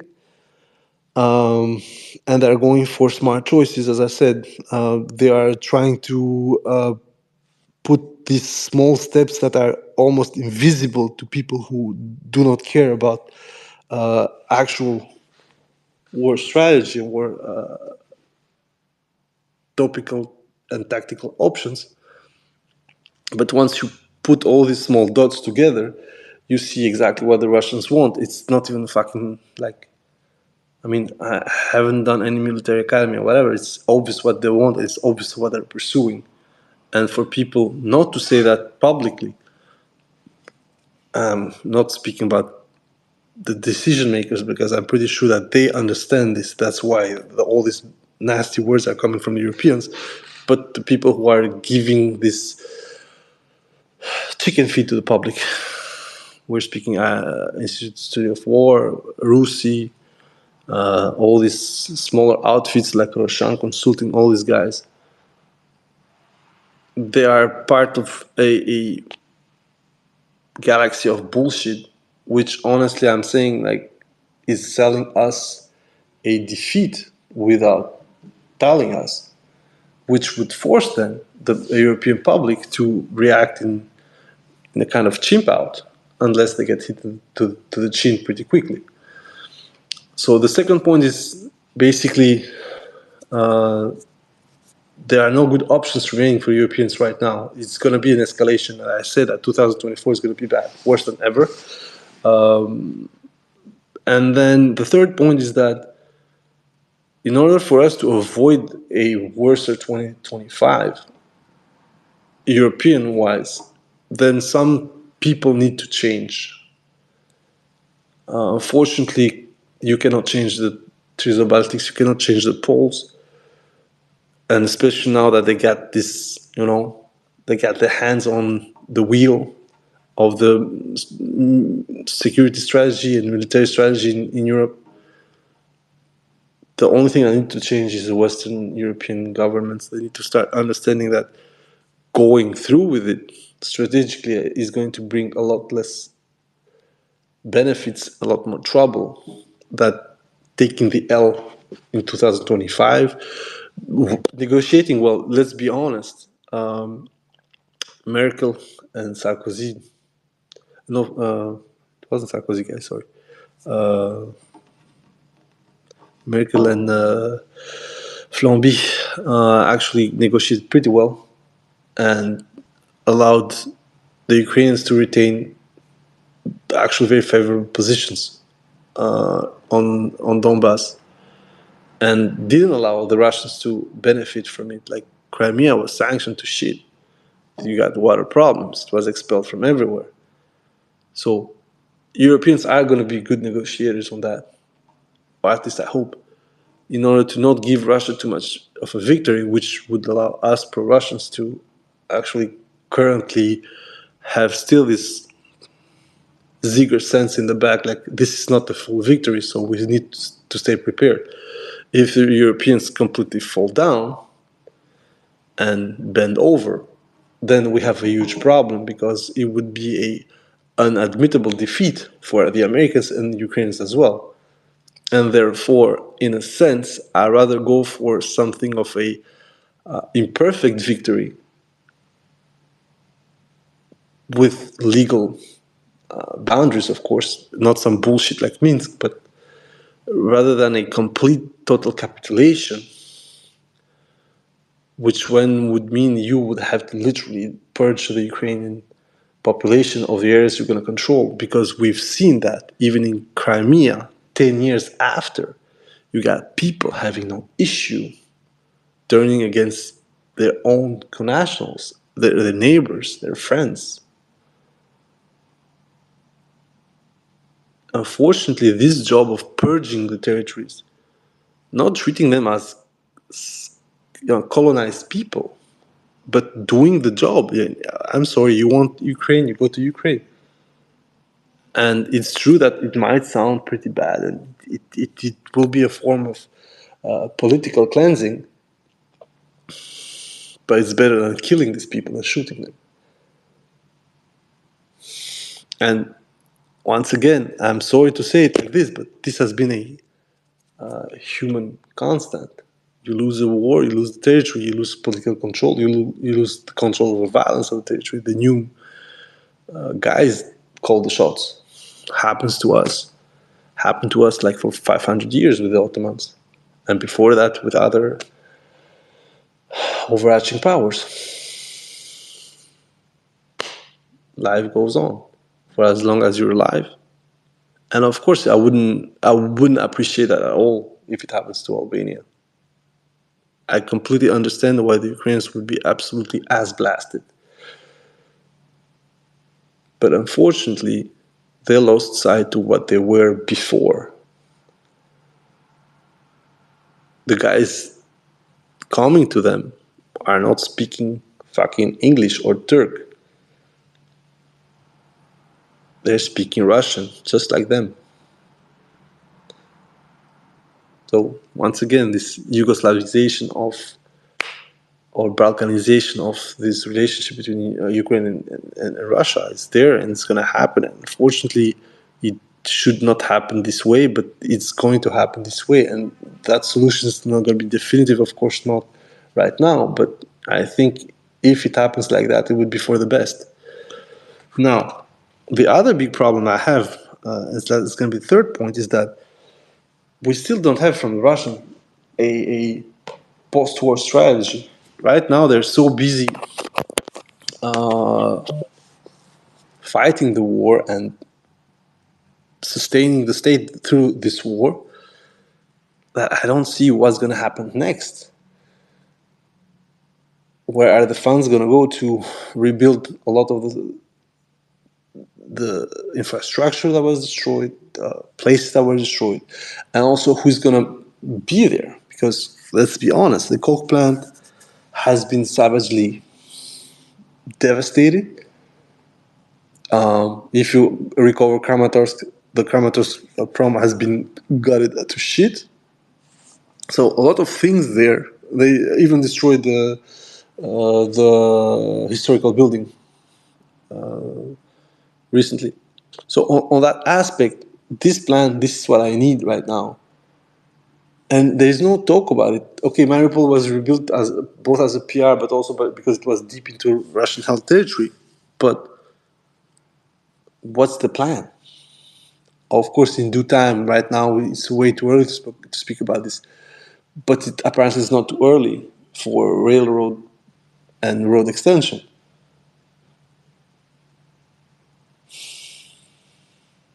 It's happening to all the South. And of course, it's an important military work of art. Of course, I agree with that. But once we have some kind of plan for the post-war, then you guys should be worried. So right now, the Russians are full on into war mode. And this apparently is not stopping, despite what Shoigu said that in 2025, the objectives should be reached. I agree with him. 2025, with what I'm seeing right now, is going to have most of the four oblasts under control. With the biggest problems being, of course, Kherson Oblast, because it's cut in half by in half, 1/4, 3/4 by the Dnieper River. So once again,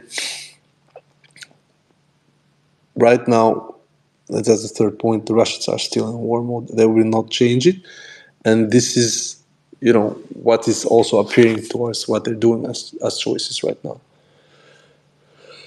Now, this part is done. Then we have the second part. The second part is Western pundits and Western outfits continue to operate in a completely retarded way when they try to analyze this war. One of those was a thread that was made by some moron who tried to analyze the losses of artillery and explain why, despite the fact that the artillery yards were started to get emptied,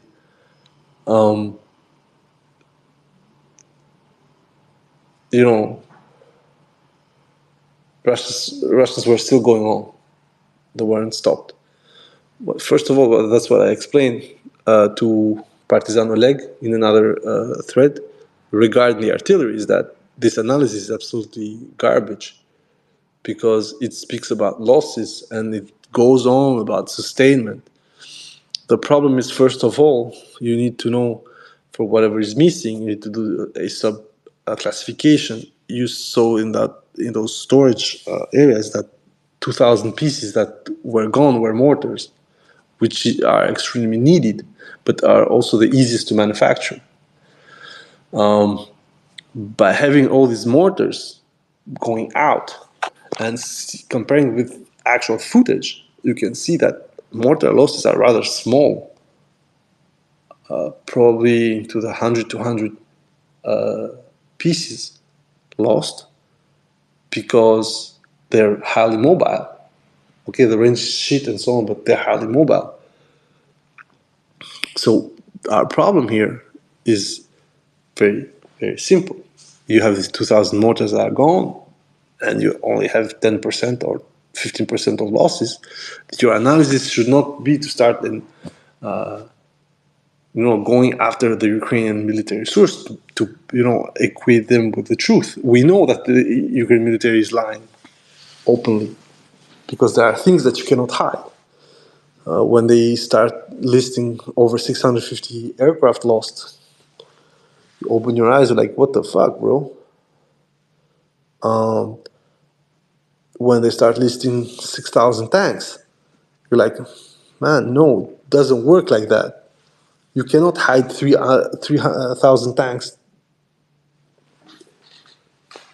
You can't.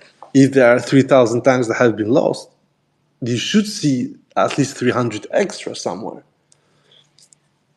But they're not. And therefore, this is one of the things I'm saying. The Western analysis, be that pro bono or institutional, continues to lie to itself. But, in a sense, I would understand that for PR. What I don't understand is when it's not for PR. I mean, when you see the shit Arusi writes, I'm like, how? We keep this logic where they're spouting numbers and casualties and shit. I'm like, but it doesn't work like that. If it was so hard, you would find these people. The casualty matter, for instance, is extremely pressing matter, because Medusa published a article stating what they think it's the actual KIA number for the Russians. And they gave this number of 75,000. with some caveats, but the threshold for them was 68,000 to 86,000.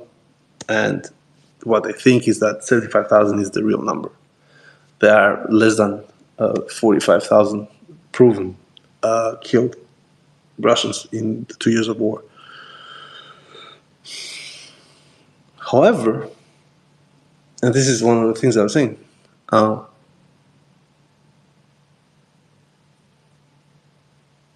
Medusa, at least, that we're right or wrong, it doesn't matter. At least they are trying with a kind of methodology, with a kind of, and they also are looking around. Well, that's one thing that I need to tell about Medusa. That recently, I don't know who's got into that project, but they're starting to make more and more comparisons between Russia and Ukraine. And one of them was, for instance, saying that there were multiple initiatives to counting Ukraine losses as well. And one of those initiatives were UA losses, which was, according to them, the most, I'd say, accurate compilation of Ukraine losses. But this is something completely new. And once again, it comes from a Russian foreign agent sponsored outlet. Even Medusa right now, in its own sense, is giving way to this logic when, guys, fuck, you need to stop shitting everybody else and see what's going on. Everybody's happy about loss of material. But deep down, the issue is not the material. The issue is the man. Because everybody has given up to, wear down Russia when it comes to material resources. And in this aspect, the Western commenters, Western pundits, Western institutions keep going with this absolutely out of line logic, trying to forget about the trends, trying to forget about the realities of this war, trying to forget about what they were selling also before. Do not remember what we said in 2023, which was like ceding territory was a sign of defeat for Russia. But now Ukrainians are ceding territory and strategic real estate they're losing. No, it's not a problem. And then we have this, retrocopium, which, Rusi completely went back to analyzing 2023, and that article is an absolute sham. And I'm sorry, these guys are supposed to be a royal licensed outfit or something in the UK. So, and the guys there are supposed to be, lecturers and shit, but I don't get it. I don't get why is it so bad? Why the analysis keeps this thing where they want to absolutely show the Russians losing, even if in reality the problem is far more complex and it's the contrary. In the latest article, for instance, there was this idea that somehow the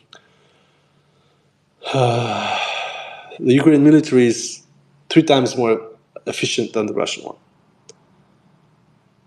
And I was asking myself, how do you say this? How with a prima facie you say this? The postures are different. The means are different. The intelligence afforded to them is different. The Ukrainian military is not fighting on its own. The Ukrainian military is not into a vacuum when it's face to face with the Russian one. It's, inflicting losses and winning. The Ukrainian military right now is on fucking perfusion. It has a fucking catheter and it gets the money, the cash, the supplies, the armament, sometimes more, sometimes less, and the intelligence, of course. Cut just the intelligence. I'm not even asking for the supplies and the money. Just cut intelligence. Just take out the intelligence. The Ukrainian military, overnight,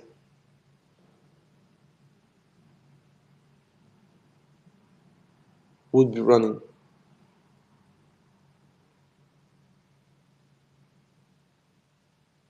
that's it. Borrell said it 6 months ago that if we stop helping Ukraine, they'll lose within a week. The Ukrainians say that without your help, we cannot win. And of course, there's a bravado, just give us the money, we'll finish the job. Of course, they are retarded like that. This is literally like the cringest fucking war PR I've ever had. And sometimes the Russians do worse, but the reality is very simple. The Ukrainian military is not efficient, is not 3 times more efficient than the Russian one. The Ukrainian military is gone. Whatever survives now in the Ukrainian polity is multiple services doing absolutely jack shit. On one side, you have the GUR that's still busy trying to shoot down large landing ships. The other side, you got the Ukrainian aviation being busy lobbing absolutely nonsensical targets and then losing planes in the process. And then you have the ground forces who are absolute trash, who now with the FPVs are breaking their fucking downfall. But once they get outsmarted by the Russians, it was a fucking shit show.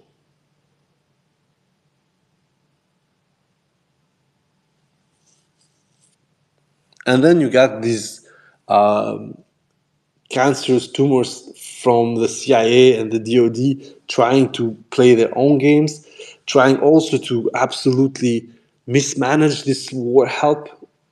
Recently there was a oversight report that 31 Abrams and over 370 other vehicles between Bradleys and Strikers were delivered without the sustainment fucking package that goes with it because it was never asked. Like, hello, you sent 400 vehicles into a foreign land, but you never thought that maybe they would have to repair them. At the group, we said that probably because they were thinking it was going to be a slam dunk or something, but I don't believe so because at the same time the CIA said, oh, this fucking counter is fucked up. So this whole inter-service bullshit that you see in America, you have the same in Ukraine, but worse.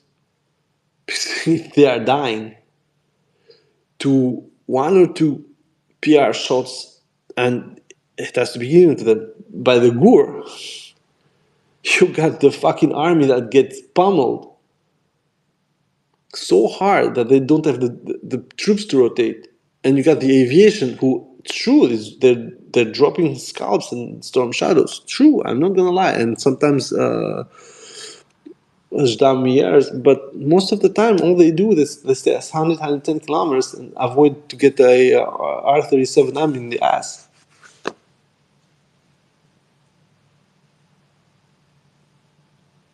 By the way, it's a bit more or less similar on the Russian side. The Russians at least have better weapons on a certain sense, so they can afford to do this thing. But so in general, I'm asking myself if it's a ploy, if it's a PR game that most, pundits and analysts are having right now, then what the fuck's going on? Why are you gaming the Ukraine and the world public into something that you know they're going to lose? And in a sense, my question here is, how does this help Ukraine by lying about the status?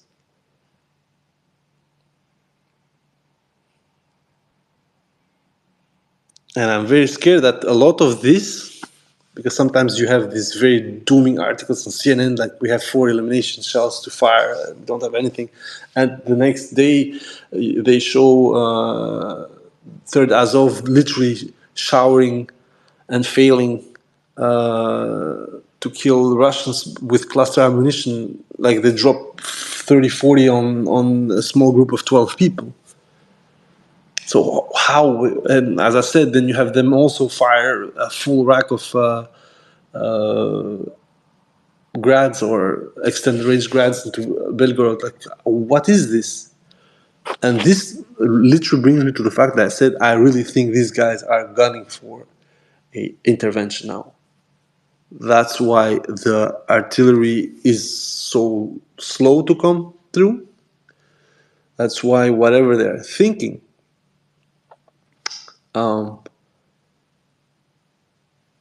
down the line is just worsening situation for Ukraine. So to justify an intervention back on it, I do not see any other way. And of course, it's true that America has its own idiosyncrasies. So the problem there is maybe not as much related to Ukraine. It's just that the Ukraine question is hostage to the situation and to the fact that there's re-election within 9 months. But the reality of it is pretty simple to me. All the other guys, to me, it seems like they're just worsening the situation by incompetence or by design in order for them to be forced to intervene. And on that aspect, that this is a master plan, this is a result of them being incompetent, is still a slippery slope to hell. So this is the trifecta of self-delusion. You lie, you base your argument on your own lie, and you go to war based on those two previous points.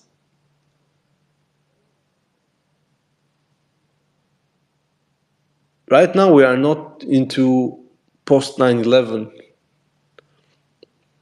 hammering of the Iraq war.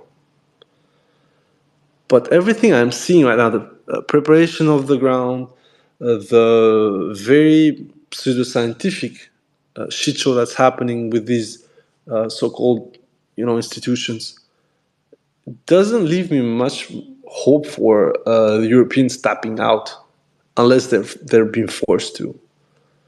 Which means that, unfortunately, like, guys, if you are under 45 years old, if shit goes to the West, we have a problem, you and I. We have a fucking major problem.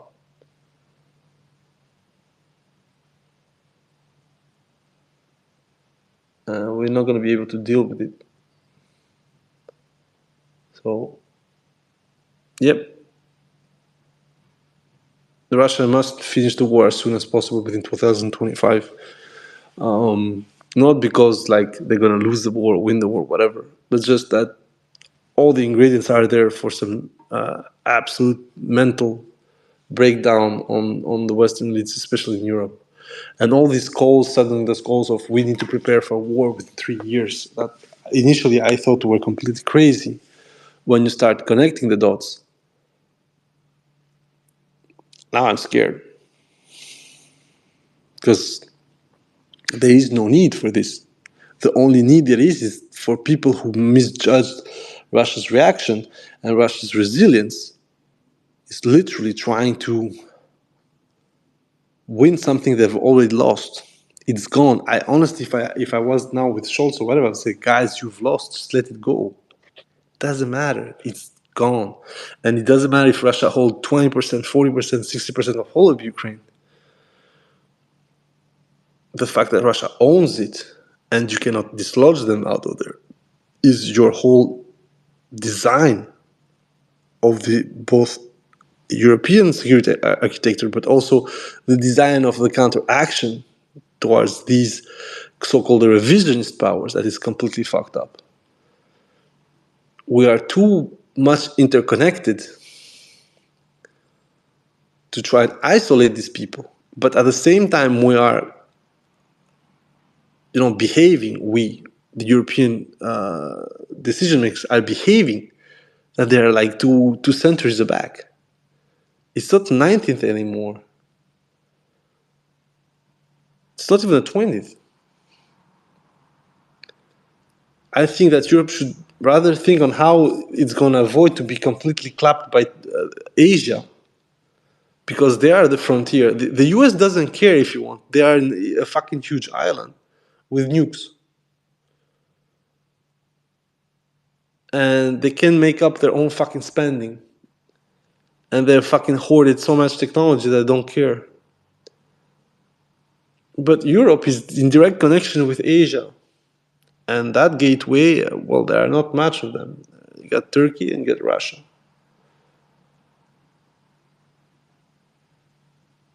So, yeah, boys, the whole point would be for Europeans to understand that strategically they're gone. They are going down. And in order to avoid that, the only solution would be to a soft landing and trying to, get on the Chinese wagon, not because the Chinese are the fucking great empire in the fucking world, but because they are the upcoming hegemon in Asia, because they control so much. The Indians probably would get to a certain point to challenge them in the continent, but they are right now not focused enough. And as I said, the Chinese have a lot of ways of making America irrelevant pretty fast in Asia. They don't need to take Taiwan. As I said, one of the bets is to go after Korea. Going after Korea kills the substitution network for Chinese productivity when it comes to high-tech goods for the US and the Western market. And right now, the US cannot oppose a Chinese preparation to take over South Korea. It's going to be fucking bad. Of course, going to be a lot of losses and so on. But unfortunately for South Korea, China has grown in such a tremendous way that whatever troops are stationed in South Korea right now, they will not matter. On top of it, the North Koreans are there. So once again, the most important part right now for the Western psyche is to literally try and find a way to soft land our animosity with Asia. Because if we keep it like this, our only exit is going to be them over us. And it's not because they're evil, it's because they cannot be contained by the type of regulations, limits, and laws that we have built for ourselves and that we bypass every single time. So that's the whole point right now. The whole point is that we are focusing on something that is already the past, in my opinion. So this war has run its course. Ukraine knows where it's going, more or less. That's why they are going through all these motions. It's the West that needs to understand that the war is lost. Or at least it's not going to be winnable the way they want it. It cannot be won by a complete total humiliation of Russia with it completely retracting from the so-called Ukrainian territory. That's not going to happen as it stands. Maybe in 1 year, if fucking aliens join the Ukrainian army, maybe that's going to change. But right now, it's not happening. And it's now the West's time to make the decision, that fateful decision that the Russians did in September 2022. So either we mobilize and then we have a continental war, for which I'm telling you guys, the populations are not ready. Either we just let it go, we take the L, and then we try to goad Russia outside of the Chinese relationship it has. But this will not work because Europe not only burnt all the bridges, it made it illegal to build them back. So, in a sense, as I said, the only thing is now trying to soft land this issue. That's it, guys. Thank you very much. Now it's your turn to ask questions. It's open bar today, so doesn't matter what you want to ask. Go on.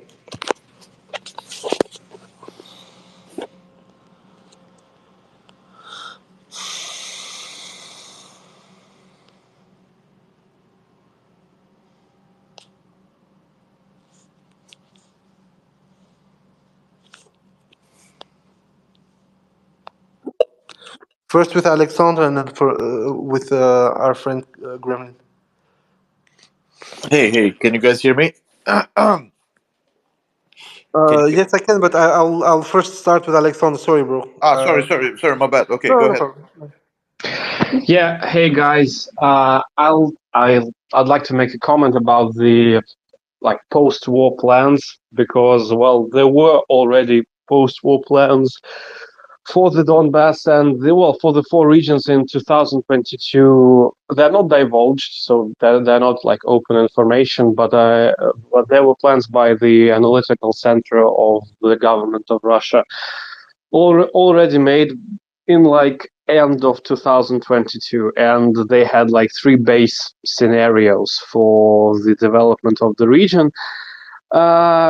In I can't divulge much, but I would say that it's basically partially deindustrializing the Donbass because a lot of plants there have basically no more economic ties to Russia after 2014 and or are destroyed. However, some of them will be salvaged, some new economic zones will be developed, and a lot of emphasis will be put on tourism and agriculture. That's pretty much it. But there are plans there, and they are kind of in constant development since end of 2022. So in that case, I think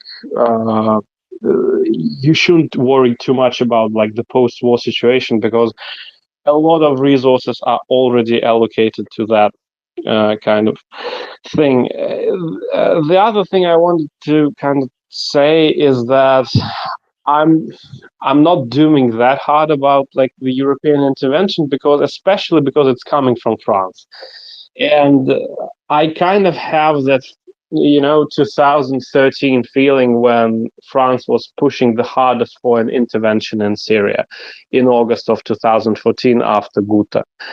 And I kind of have that feeling now. It's more just grandiose posturing, saber rattling without any meaningful end in sight, much like what happened in 2013 when where they saber rattled for a month and then they just said, "Oh, we're not going to do it because the Americans and the Brits are not going to do it." And I think very much the same can happen in this case. Yeah, so that's that. Thank you.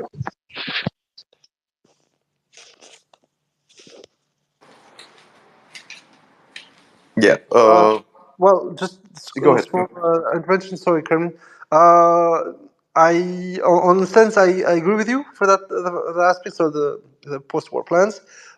The other point for the post-war plans is that, of course, Russia has post-war plans. It's logical that they would plan for that. What my point was that they're not being talked about. Usually, this talking about post-war plans for the whole Donbass region would indicate that Russians are seeing a end to the tunnel. That was my whole point. Because we don't have as much, at least publicly, because probably within the Russian press there is talk about it. The moment they started to pop up, that was my point. Then we should start worrying about the Russians doing, cutting the war and taking what they have. That was my position, and I completely agree with you on that. The second part, when it comes to France itself, what is annoying, why I'm not dooming at all. I don't care about that, to be honest. If it's gonna be, it's gonna be. What is very weird for Macron is that he doesn't have any kind of how can I say this? There is no impetus to do this. He doesn't have to cover for something else. right now. So it goes out completely off the bat, and that is one of the explanations. As you said, like this posturing is a typical trait of French policy in general. However, there are some very weird steps, let's say it like this, that have been taken. Kremlin, I'm giving you right away.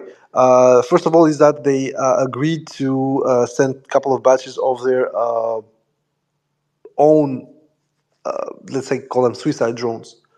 And now they speak about giving them 250,000 of those drones to Ukraine. I honestly think this is completely bullshit because the two drones at hand, Colibri and Larinae, cost between 7,000 and 20,000 euros a piece.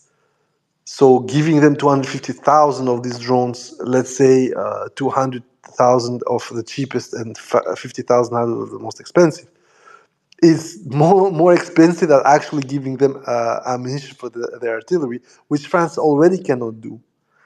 So on that aspect, that called me a bit back on saying that you are right in this case. There is a lot of posturing. So how much they're going to send is something completely different. But in this aspect, what is both concerning to Europe, but also a bit soothing, is that they are willing to take steps, but they're also lying about this step. So there is this unexpected, let's say it like this, situation with them, and then I agree completely with you. There is a huge part of posturing, and for the rest, we will see. Que sera sera. Go on, Gremlin. Sorry to.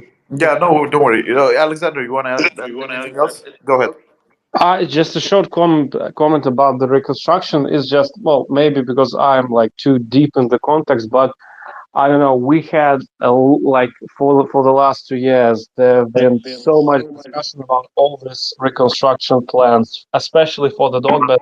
With Russian cities taking kind of how would you say, like seigneurage over the Donbass cities, with the universities taking kind of responsibility for the universities in the Donbass and the Novorossiya, because like if maybe there isn't like this big grand strategy published, but there is a ton of things being done already, and I just don't know. I just want to say I have a kind of different perspective on it because I'm you can say I'm kind of involved in it, but the thing is, they started pretty much since autumn of 2022 this process of wholesale integration, like with attaching cities to cities, universities to universities, plants to plants, etc. So there is already that. Fine, man. Thank you very much for the input. That's the positive things of this space, that we have people chiming in and in this sense giving context. Thank you very much, Alexander. Gremlin, you can go on, and I'm sorry for to. Yeah, don't worry, don't worry. It's just a couple of comments I have. Like I was kind of like going through Twitter again while you were talking earlier and kind of like thinking about this. Honestly, I think France is doing the same bullshit to a certain degree, because prior to the war, they were going. Macron was going to visit Putin. He still has this idea that France is this sort of like kind of like on par global power with the United States and Russia and China. It's a French thing, from what I can tell. They still think that they're kind of there, right? However, the fact that they are having this drill with 90,000 people, which will end somewhere in May, and we've already talked about this, there seems to be some additional other information that points to something in May or a little bit after that. I wouldn't be surprised if they would try to do something, go in, test the waters, see exactly if they get smacked. It could be anything, man. However, like if this starts going to a sort of a broader global conflict, there is, like, obviously everybody's going to get involved at one point, right? In China including. And I think China can do something like you're talking, not necessarily like putting boots on the ground or whatever, but providing equipment. However, there's something that's I from my perspective is almost as powerful that China can do. And we saw this during the pandemic.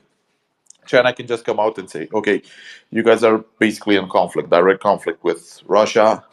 Uh, they're going to do something for a couple of weeks, say, okay, you need to stop this, go back to the negotiation table, blah, blah, blah, which they will not.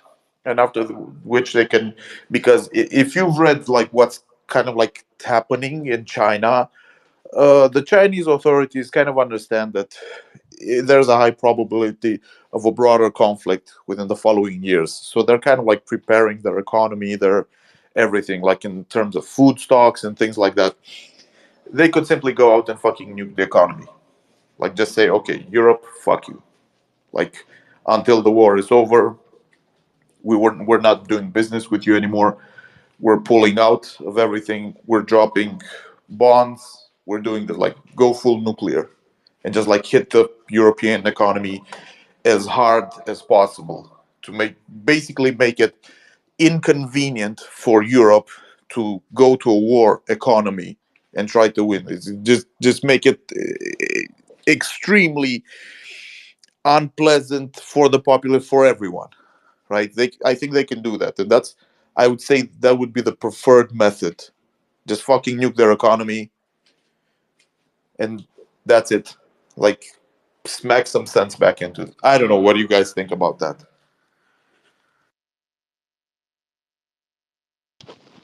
Well, to be honest, I am not seeing the Chinese going that far on kinetic wise. What they are probably going to do is going to open up the tap a little for long range fires on the Russian side, and then let the Russians decide what they want to do. If the Russians are going to go after major projects, and the problem is that, let's be honest, the best targets would be around Poland, which would make it a bit more complicated for Poland to actually allow its territory to be used by the Europeans, I'd say risk free. And then, of course, it's going to slowly move towards Germany. There were these three corridors back in the Cold War. Of course, Russia, Soviet Union actually was a lot closer to Western Europe because they were both in Eastern Germany and also over Poland. But overall, what would be extremely interesting is, as I said, to first of all make it impossible for Poland to be a safe haven, and the second part from the Black Sea to start attacking any kind of preparation grounds in Bulgaria and in Romania when it comes to moving towards Europe. Now, the problem I have with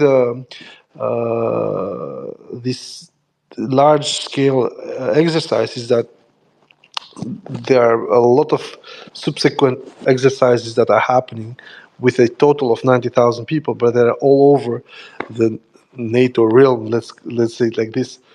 Uh, I would indeed watch closely the Romanian deployment, and also what will probably be the mind-sweeping, let's call it, initiative from Turkey, Bulgaria, and then Romania. That could be complicated to, notice if they are going to insert or sweep or do something there when it comes to Black Sea, but also, of course, check how the deployment around Romania is going to go.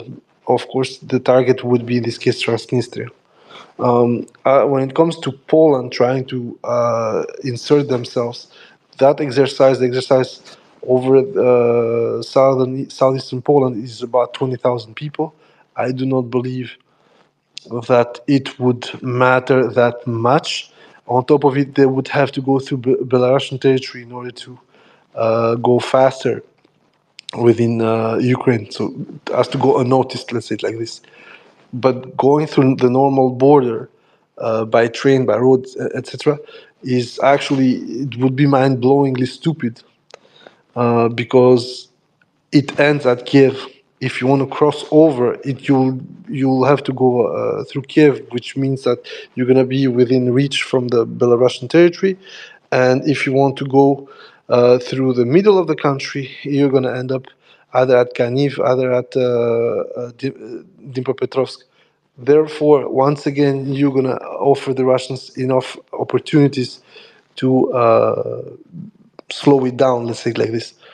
So when it comes to an intervention, it would have to be a lot more beefy than the current level of individual exercises. So if it happens like you insert 20,000 by Poland and like 20,000 by Romania, there I would already start being a little bit more suspicious.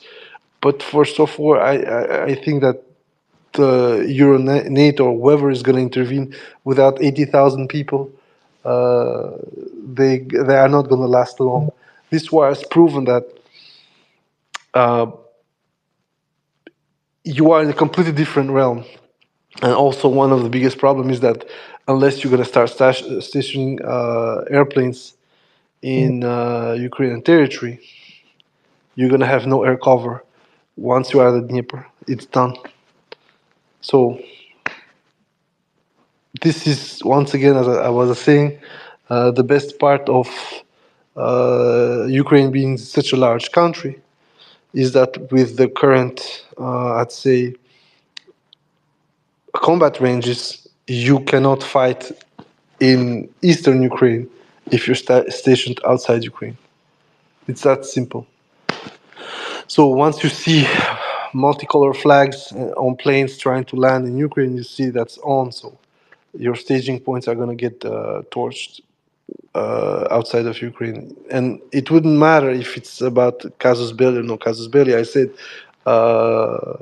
unfortunately, legally, Macron opened his fucking mouth.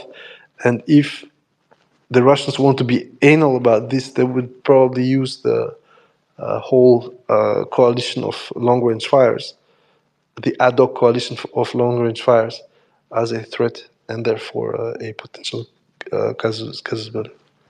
Yeah, but going back to the what I was saying about the economical pressure that China can actually put on if this thing kind of like escalates on Europe at least, and actually the United States as well, like Yeah, dropping. yeah. Germany's done. If the Chinese want to kill off Germany, they're gonna fucking kill them.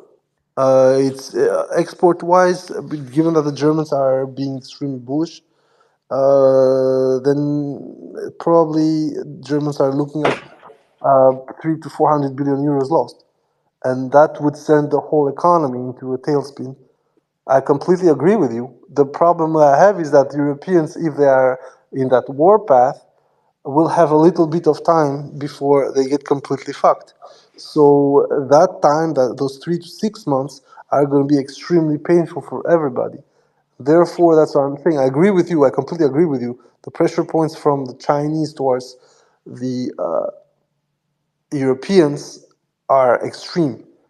It would literally crater the industrial tissue of the European Union.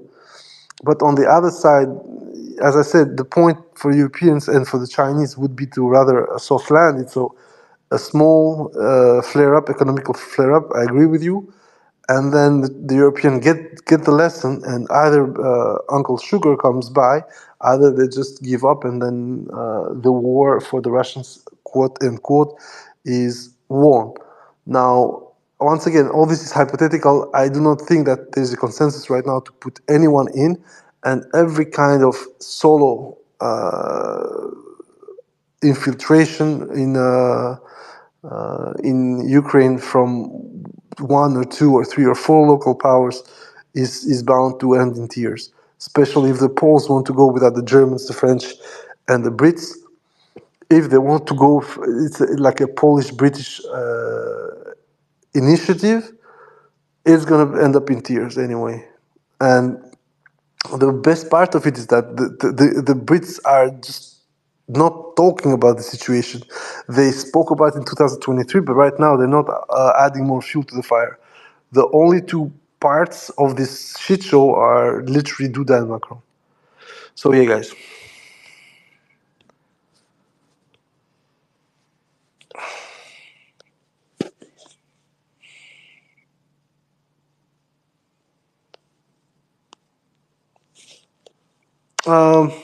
If everybody wants to intervene, it's your turn, guys. Whenever you want.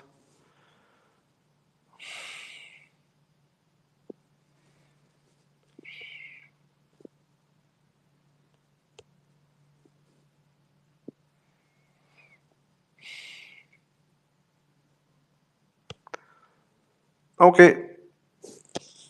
Of course, think who wants to intervene. It's up to you, man. Go on.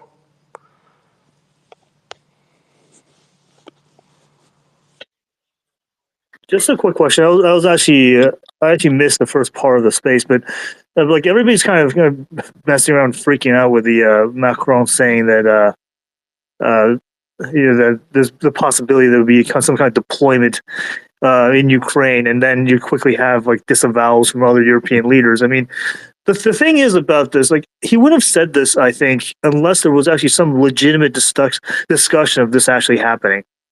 And I think you're actually beginning to see what I kind of feared from the beginning, that at a certain point there will be an attempt to create a Western protectorate, and that's going to be a kind of test of where Russia's real red lines are.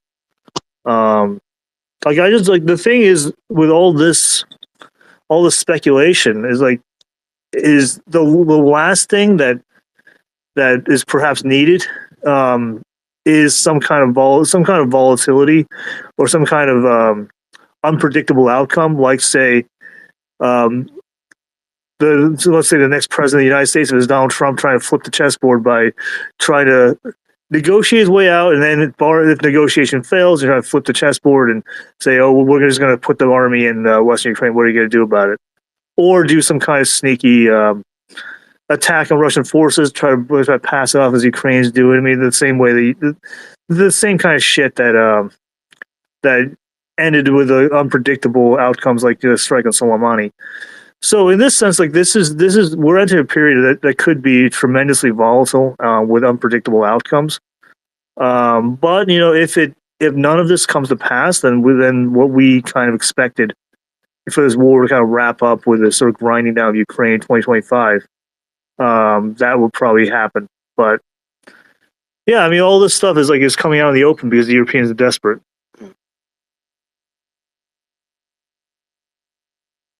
Yeah, on that one, I told you, that's why I spoke about it, because usually when he speaks about that means that a discussion. We know that since 2023, the Poles are willing to risk this, next step. They said that if the counter fails, they will have to, do something. The Czech president said that the counter is the best shot right now, and if it fails, then we should prepare to go serious about negotiations or escalate. The U.S. is not talking because you know better than me. It's election or pre-election year. It's campaign year. So what happens is that if we already are speaking about the war, Brandon basically is fucked, and with Trump literally playing the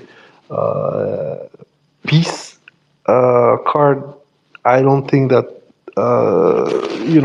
it's going to be extremely great. So on that aspect, I agree with you. It's very possible that the Americans themselves have had a couple of absolutely retarded ideas, the same way that they tried to push the Belgians to raise money for Ukraine via collateralizing Russian central bank reserves, of which, of course, first thing that happened is that the institution management, Euroclear, came out and said, you are all retarded and you're going to fucking nuke us all.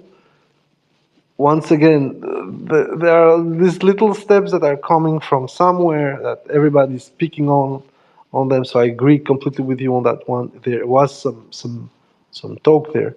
Now, as for France, in the comments, I also replied the biggest issue for France. I said they cannot do it alone due to the very limited amount of personnel they can use.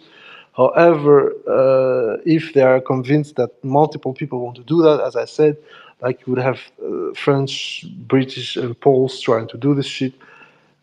It would depend on how bad it would go.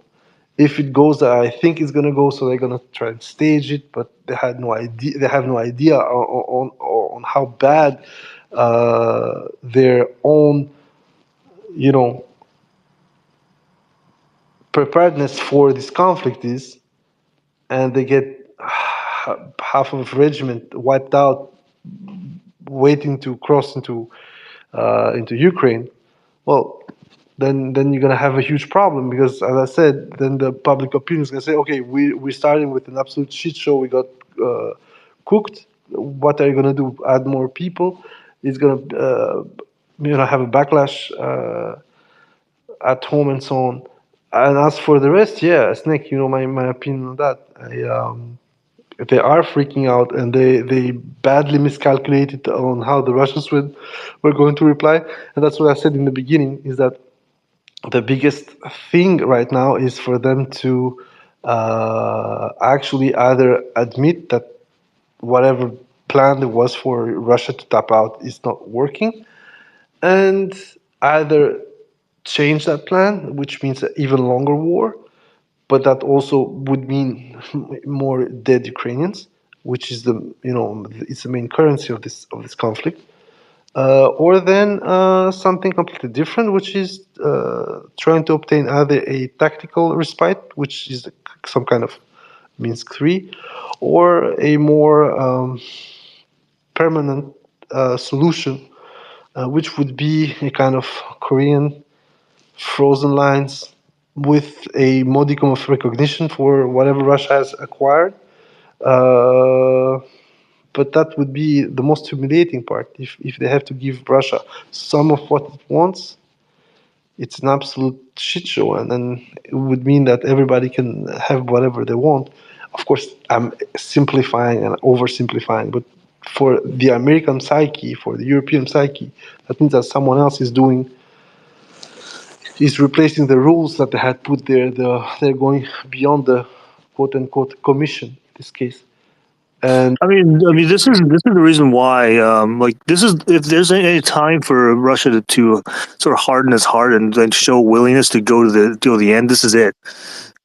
Because this stupid shit, like I just saw today that the Navalny's team actually released that they indeed had, or they claim they had a prisoner exchange for Navalny, and it's like this kind of shit that convinces Europeans that Russia really is not really serious, and that they can just continue bullshit Russia. Like this is stuff that will lead to them thinking, oh, maybe we could just sneak in a few regiments into Lvov and instead of a protectorate, and Russia wouldn't do anything. I mean, the consequences should be made absolutely clear, and so any sort of foreign adversaries that are actually entering into Poland or whatever, they need to face. They need to be taught that Russia can and will touch them. And this is the kind of thing that, I mean, so far the Kremlin has not really been this very proactive, but I mean, hopefully, by being a little more, by being a bit more like stringent and severe on these matters, I mean, hopefully they can convince the Europeans that this is a stupid, shitty idea, and they wouldn't even try. Yeah, on that I agree. The problem is once again, the Europeans haven't been hit haven't been punched in the mouth, and there we are absolutely in the right that there should be done something to make them understand that this is not Russia of 2022, and this is not Russia of 2014. In my opinion, it would still have to pass through a more general conflagration in the region, which would involve other players outside of the region. And for us in Europe, is not there are no good options. Let's say it like this. However, for other people, without lying, I mean, for the Chinese, the golden opportunity, and for the Americans, is a nightmare, because they had the upper hand in this war. They would control, the chicken feed for Ukraine, the damage dealt to Russia, and that at some point for the Americans, what the Russians would have had enough.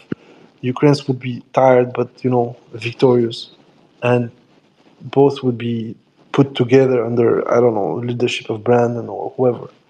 But now it's getting out of hand. First of all, America cannot just fathom the kind of sacrifices that the Russians are doing, and also Ukraine suddenly is not this suicidal nation that they thought. First of all, they don't have manpower for it with the current rate of loss and replacement. But second of all, it's a fucking corrupt hellhole, and half of the shit that is going on in Ukraine during this war is basically guys avoiding to go to the front, stealing left and right, and unless someone puts a leash on that shit, Ukraine is not going to go forward. And all these, problems that suddenly are happening that the Ukrainians themselves are discovering, which you have, 10, 15 voikomats so far that have been raided, and we learned that have gotten people out of conscription to the tune of 80 to 100 per recruitment office at least, which means like 1,500 people as a minimum that has been proven have avoided conscription. Plus, you have the guys that now have enlisted to be students, the guys that have fled abroad, post-war, of course, guys who get grabbed on the street and die 2-3 weeks after. The whole system is so fucked up. And you said so. Therefore, I need to agree with you that unless there is order within Ukraine, nothing's going to change. And this is the best part of this game. America, as said this in 2022, chose the worst vector to hurt Russia, because it shows a smaller Russia. Therefore, the Russians are just going to turn them around in a way or another. And of course, it's going to take a bit more time. But right now, the Americans are scared. I agree with you. Europeans even more, because they followed up. I think a lot of the European nations outside of the UK, they followed up on the quote-unquote plan of both the US and UK on that aspect. And I said, you know what, you're fine, guys. We're doing this. And then come 2023, it's a little bit less fine because, first of all, the country who has been the most affected by this war, except Ukraine and Russia, is Germany, and the Germans are literally going nowhere. On top of it, they're getting literally spoliated. They were supposed to spend 100 billion, 30 are going to the US right away. So I completely agree with you on that aspect, and unfortunately, yeah. I don't see a way out for the more conservative European discourse right now, because you got cuckoos at the helm, upping up this ante against Russia. When you think about the Chihuahuas in the Baltics, it's non-stop, man. Like, you got Landbergis that said, yeah, no problem, we should give everything for the victory. I mean, like, it's all this shit, almost Nazi slogans that I'm like, oh wow, bro, what's going on? Then you got some PM from the Baltics as well saying there are 800,000 that we should just dump them out of Europe, 800,000 refugees, male refugees, and get them to fight for Ukraine. I'm like, yeah, fine, let's do it. The whole system has gone loco, and the whole system is self-sustaining this craziness. At some point, it's going to spin out of, I'd say, its axis, and is going to cause even more damage. But right now, I have this feeling that the miscalculation is so huge, and the calculation on the Russian side was to hang on until 2024. Not as much militarily, but hang on with all these political problems within the alliance to help Ukraine. That would be laid bare by the fact that, okay, Brandon, you start the war, but we have to check a bit what Biden has done since he's in power. He fled Afghanistan in the most awful way. He insisted on having Ukraine die on the altar of the U.S. strategic goals, and none of those aspects are working when you see that on top of that you have to have the current Red Sea shipping lane crisis, and you have to have Israel flare up last year. So every single one of these small things that are popping up, if you add Azerbaijan taking over the whole of Karabakh, which is also very very specific, because we had in the 21st century we had a marvelous ethnic cleansing from Karabakh, and nobody said a thing. If you want to look what ethnic cleansing looks like, you just have to look at Stepanakert. Stepanakert was emptied in 2 days. The whole region, between 80,000 and 120,000 people, were just fucking sent away. We had a occupation army picking up people from columns of refugees, and now they're going to trial these people and probably condemn them to death or to whatever thing they want to do. So this, if you want to speak about rules-based order and you're Biden and you see the shit that's going up under his leadership, it's a fucking nightmare. And the one thing I don't understand with Trump, he has so many, easy picks on Biden, and he's still insisting on this border thing and everything. Of course, I understand it's very American, but if you want to destroy Brandon on his foreign affairs balance and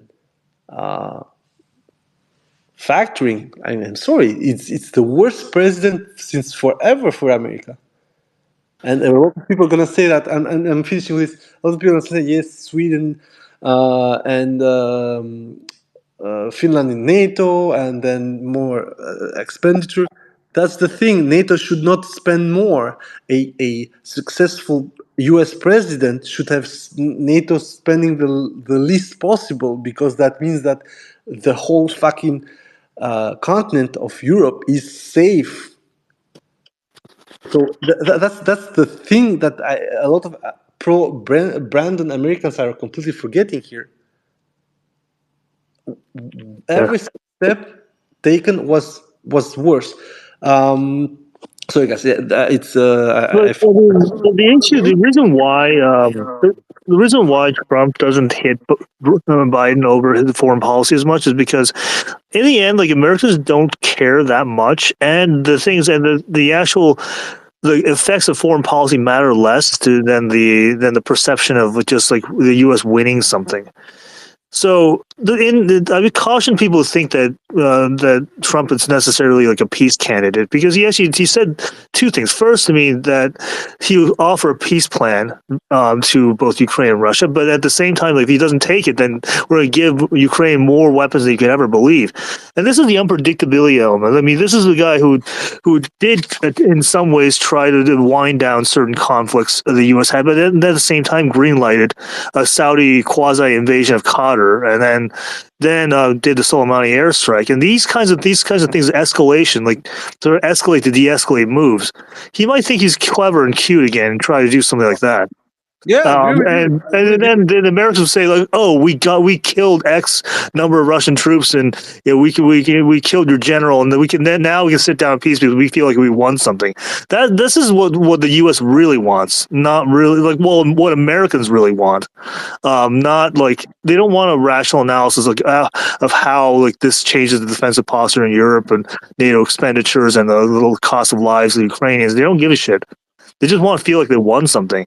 And in that respect, he can't really criticize Biden, because what the real thing is like, no, the real thing is like, oh, they just want to do these conflicts better. Like, they want to support Israel better. They want to, get one over Russia and make Russia pliable and make Russia compliant better. And make, I agree with that. Yeah. So. No, once again, the point with Donny, and Putin said it itself, for us, Biden is a better president. of course, it was half jokingly, but I agree with you. I'm not saying that Trump is going to be eons better or not better. The point was that maybe the pressure point that the Russians are trying to exert via Trump on a democratic second term for Biden or another guy that would replace him or a girl if it's Harris, would be thwarted in a certain sense. But I completely agree with you. There are no good options. It's not like Trump is going out there and betting everything on peace for Ukraine. And as you said, he's a maverick, wild card. He can go both ways. And it's true. The Soleimani attack was probably the biggest show of him being both unpredictable and untrustworthy because it broke many unwritten rules by that attack and caused further aggravation in the region, of course. Okay, guys, I'm gonna go to General because he asked me, but for some reason he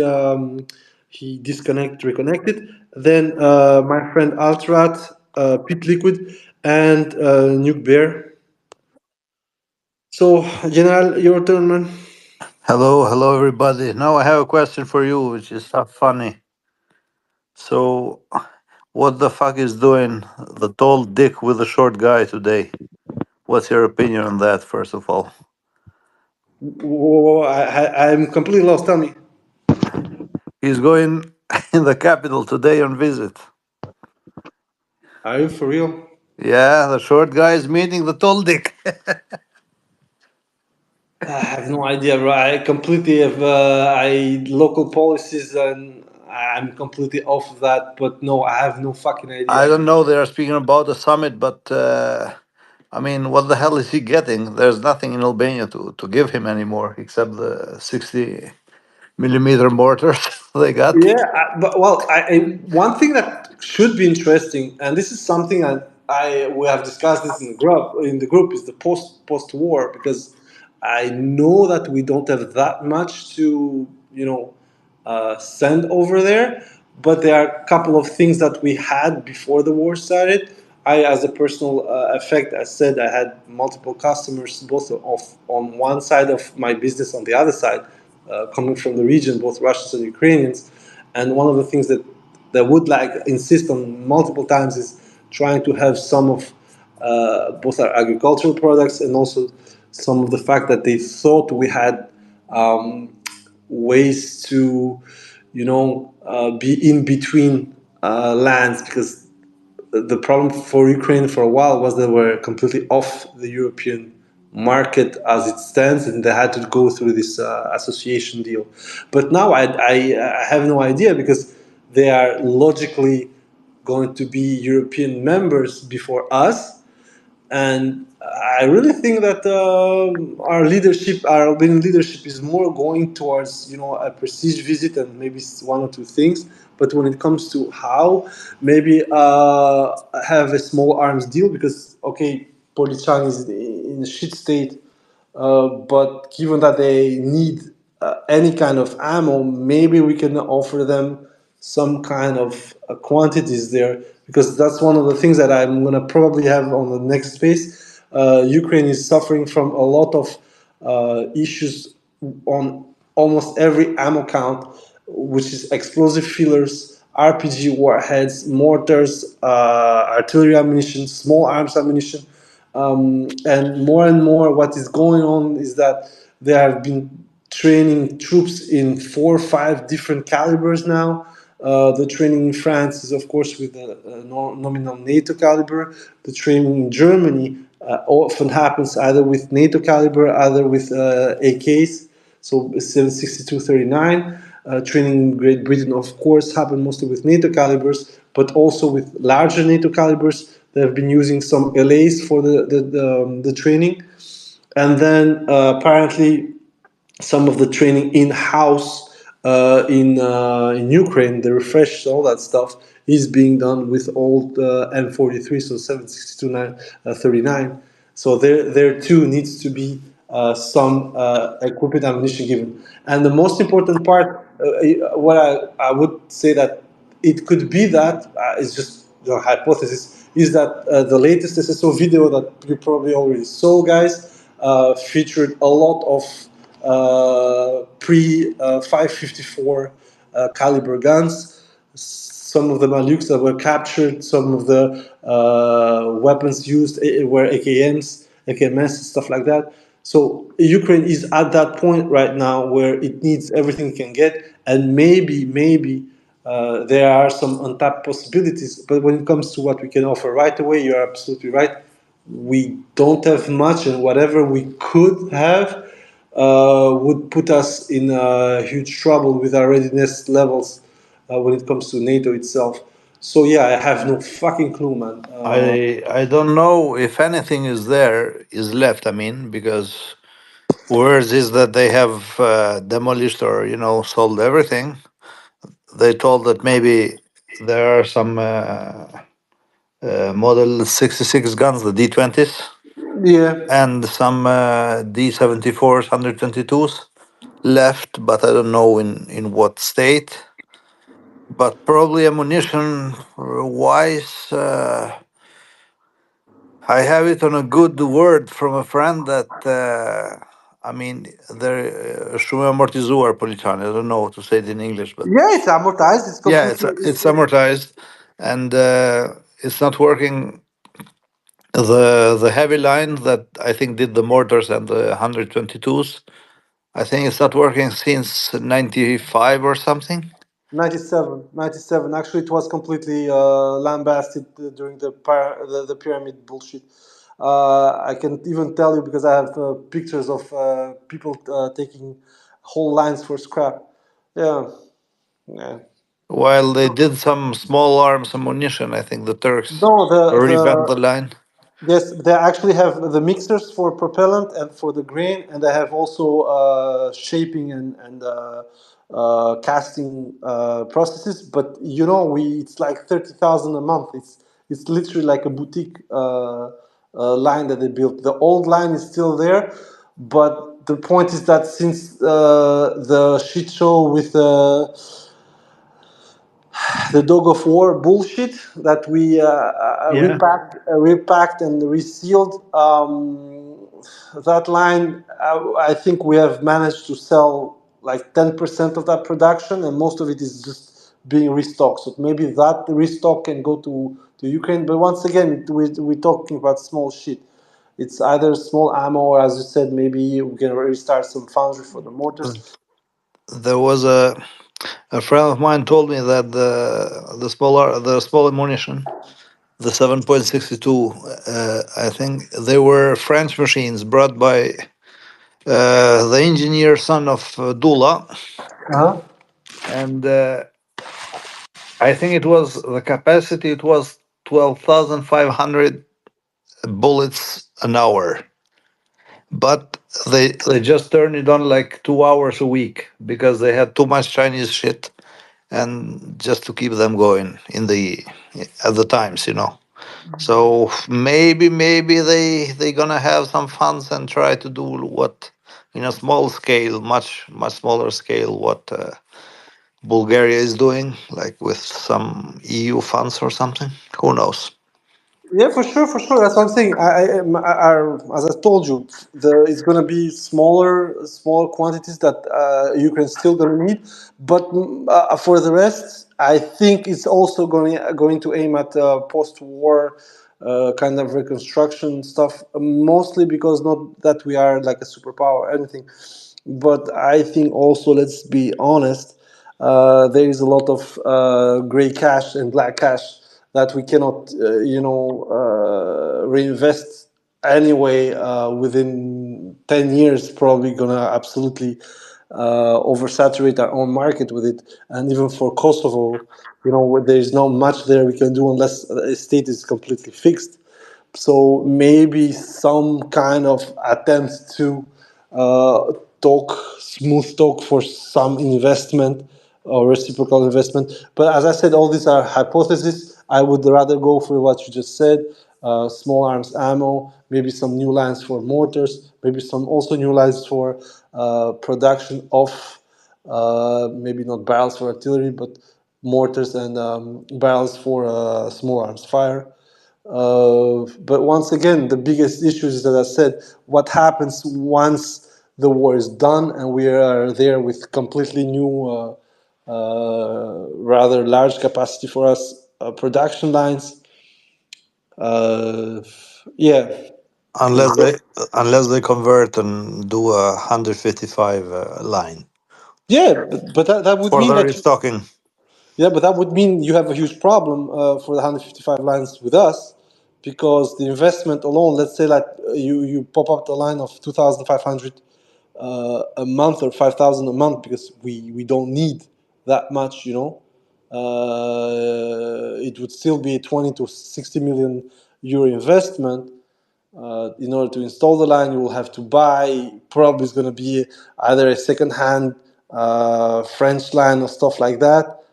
It would take 6 months before it's fully operational, popping out, let's say 60,000, 120,000 a year. So not before 18 months we're going to see anything. And I don't think that, that's my opinion, Ukraine wants to wait that long for that kind of production.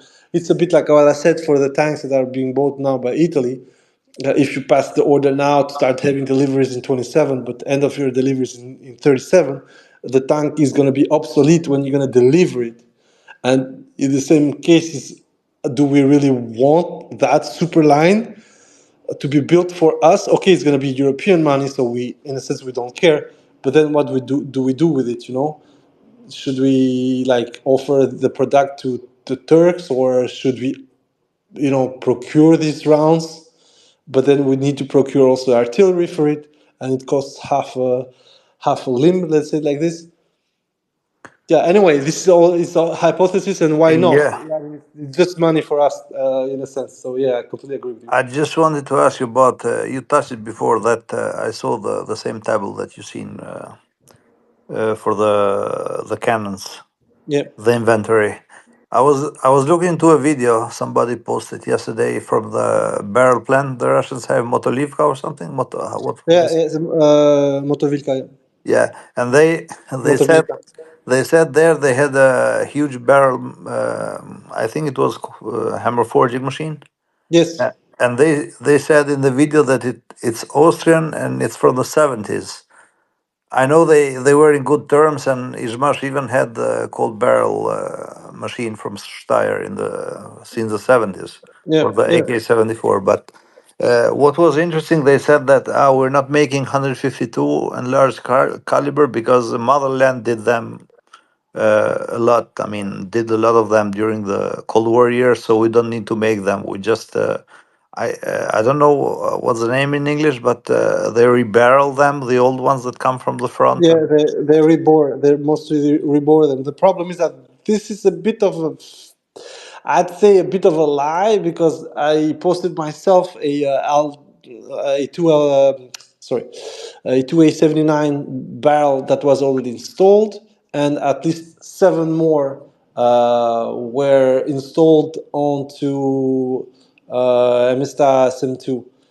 However, the problem with this, as I said, is that I don't know if you saw the blanks on the ground. It was Yeah. on the background. Yes, sir. Those blanks are refragated, which means that the barrels are new, but for what they are, because the profile looked for a 2A65, but so basically MSTB, but at the same time, I'm like, I don't know if you guys have seen, but it has all almost disappeared. All MSTBs have disappeared. At least they're not shown, because they are there. I know they are there. They are not shown. What is more and more shown is some D30s, D20s, and more recently SPGs. So SPGs, you're going to see a lot of them: Acacias, Gvodzikas, and Imstas. The problem I have with what the Russians are showing right now is a lot of control, and this is both nice because it's new. Usually Russians would show, oh, we're doing everything, we're producing 10,000, and for that one they are being a bit more cautious, unless of course when they betray them themselves by showing a to A33. But in this case, my biggest issue with the Russians is that, how can I say this? They have positioned their newly fanged coalition, although I believe it's not coalition they put there, but there's the new L60 Mussa-raseh around Kupiansk? Belgorod. No. No. The new L60s are not in Ukrainian territory. That's one of the things they've done. They want to test them as much as they can outside of quote unquote danger. Doesn't mean that not in danger, but it means that if something blows, they can always recover it from Russian territory, and therefore hide the loss, or better recover it without being in danger of. The problem with that I have is that it would be of limited use, in the sense that, let's say you put it at 30 kilometers from the line and you're going to fire, like, I don't know, 45 kilometers with a Krasnopol D. It only gives you 15 kilometers from the border. So that into that aspect, it's not, in my opinion, very well thought as a exercise, but it's perfect to test if the warheads are good enough, and it gives them a deep enough reach. 15 kilometers deep. You go beyond the current no-go zone that the Ukrainians have put, which is 5 kilometers from the border. So in that aspect, it's a good logic, but given that they have already longer reach cannons, I posted them myself. It's very weird to see that they would say that openly, why everybody knows it's not true.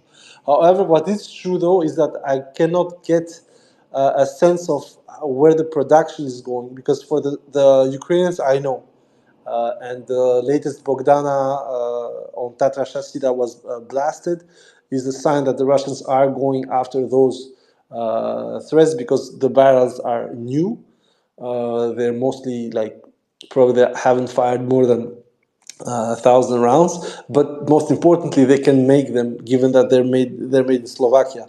So it's not like, for instance, for a Caesar, when the Caesar is lost,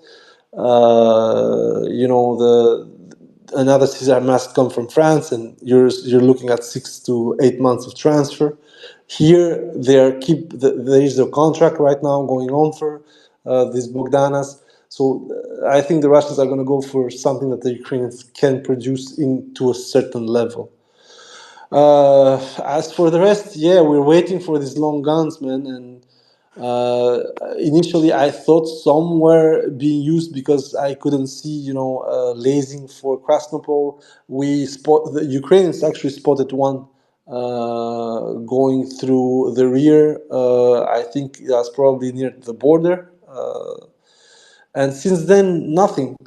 We haven't seen nothing destroyed, nothing hit, nothing seen as well, unless when it's shown by the Russians at the factory. So yeah, that's a little bit of a mystery, because Yes. everything else right now has been shown, including the small, the new model of Lancet, was shown into a double tap recently. We checked it with the guys at the crew, and it was the only profile that matched for the type of strike that was done. So everything is coming up except these guys, and therefore we need to ask ourselves: is there a problem with the barrels? Is there a problem with the system? Is there a problem of OPSEC? Because now the Russians are going full OPSEC and InfoSec, which is how we suddenly went from Russians cannot break into Avdiivka into Russians now are almost into the first line of defense after Avdiivka, and they're pushed into Ocheredino. So we have all these things, going with the Russian side, which is very complicated for people who want open source info. Maybe it's a miscalculation, and really they didn't invest much in these long barrel. The capacity simply isn't there. I mean, they had a huge stock, and they said, "Okay, let's have the line for the stock to remanufacture. I don't know, these 48 caliber guns or what they had before." And Yeah, but that's the problem. If you go for that logic, then you cannot justify it because they had already a line for a 52 for the MSTA M1, which was the export version of MSTA, which was proposed to the Indians when they failed the bid to win the SPG competition between Korea. I think the Israelis were busy as well. So the K9, the South Korean K9 won it, mostly due to I'd say a series of things that I Bribes, think, Indian yeah, classic. yeah. So they should have the capability to do a L52, no problem. They already shown the capability to do a L60. What my logic is here is that there is nothing to fire with them. Anything else than ammunition that would go, basic ammunition that would go from 36, 39, 40 to maybe 50 with a base bleed, or 55 with a rocket assist projectile. But if it's not guided, in my opinion, it makes no sense because you're gonna be only that accurate without correction during the flight or terminal correction. I think if they match the long Western guns, it's fine. But for the rest, for the distance, you said maybe they should do like more economy of scale on the Tornado S. I saw the video yesterday. Yeah, Where yeah, yeah. for the But the long, tornado is it's a nice surprise. Honestly, I wouldn't expect that to be accurate enough at this level, because initially tornado was used a lot with clusters. Now suddenly they are going for anti-material rounds. Overall, the biggest problem with the Russians is that everything is in house. They just need to fucking focus their asses. In a sense, a lot of Slavic people are not that different from us in Albania. We can do everything, just we don't want to. I'm speaking about personal level. I'm not speaking on a state level, but like this very individualistic, self-aggrandized character that we often have. That we know, okay, I can do this. It doesn't matter. And this is the thing I think that the Russians have had for a long while. Oh, we have this program. We had it like 30 years before you guys thought about it. And where it is now? Well, it's somewhere there, and you're like, oh, so basically it's nowhere. We had the same thing with Zala. I mean, Zala had 7 different programs that actually got from Transas, because Zala is a follow-up of Transas, and they showed them around October 2023, including a very nice drone that can be both ISR and strike. And now apparently they're going to buy a Shahid 107, and you're like, guys, what the fuck? And all these small steps, all this war has shown that they kill their own, I'd say, uh, ingenuity and a lot of their IP by just not investing on it and being sure that brute force was going to prevail, that Iskanders were going to solve everything. And indeed they do. The problem is that once you don't have eyes on the target, and Iskander is completely blind. And it becomes a far more passive and predictable asset. But now, when you see that they completely are smashing all sorts of targets, AD, command posts, concentration of troops, because they can see the target, they can so do timely strikes. It changes everything. And finally, you understand that the problem with ISR on the American side is that they can go from empirical observation to tactical and time critical targets, and that is where Russia actually will have to improve. And once that improvement is good enough, and we saw that with the most recent video that SSO posted, they were looking at a staging point of the Ukrainian army in the rear during the summer. Well, imagine what probably must have happened with a tornado strike there. Um, and that's how this war is going the way it's going. Apparently, is that the Russians are getting to a point where it should always have been, but it's a slow process, and they're doing this while fighting a war that they started horribly badly by their own standards. So in this case, it's going to take a while, and this is where I'm coming from with the Western interventions. That the West understands that right now they still have a small, threshold where they can intervene for the war not to be completely lost in long term. But it would take indeed a implication of the troops, their own troops. It will also take a lot of failure on the Russian side. And right now, the Russians are making no mistake, empirically, of course, because tactically and day to day there are fuck ups. But on the general sense of it, strategical, tactical, empirically, they're not making any single mistake. And I'm not saying this because the so-called plan that I had in October, that made sense, and that plan came from the fact that I'm looking at the same maps that everybody else on both sides, Ukraine and Russians. But I'm saying this because I'm not seeing the Russians make the mistakes they made last year in December, not last year, in January and February 2023, when they fucked up in Ugledar, and it was a bad fuck up. But then they said, okay, we are going to conserve these troops. We didn't advance, no problem. We just fucking lose some ground, lose some equipment, but we are not going to go to the bottom of the matter. Now that they completely bludgeoned the Ukrainian side, they went to the bottom of the matter when it came to Avdiivka, and that allowed them to right now put in danger about 30 to 40 kilometer stretch of front line for the Ukrainian side, when they will have to fucking dump on those 40 kilometers. Ukrainians will have to dump a lot of more troops that would be needed up north or down south. This thing, this is historically how Russia has always worked. Sometimes with horrible results, like for Russo-Japanese war. Sometimes with extremely good results, like in the Katyn-Gol war against the same Japanese in '38. So I cannot, honestly, I'm with you here. I don't understand why. I can see why. Is that the explanation? Maybe. But if it isn't, then we have to do with a lot more trouble within the Russian MiG that was formerly thought of. But at the same time, we have the examples that they can still make them. And then maybe there is going to be someone else chiming in and helping them out. Because one of the things that the Russians are doing now systematically is buying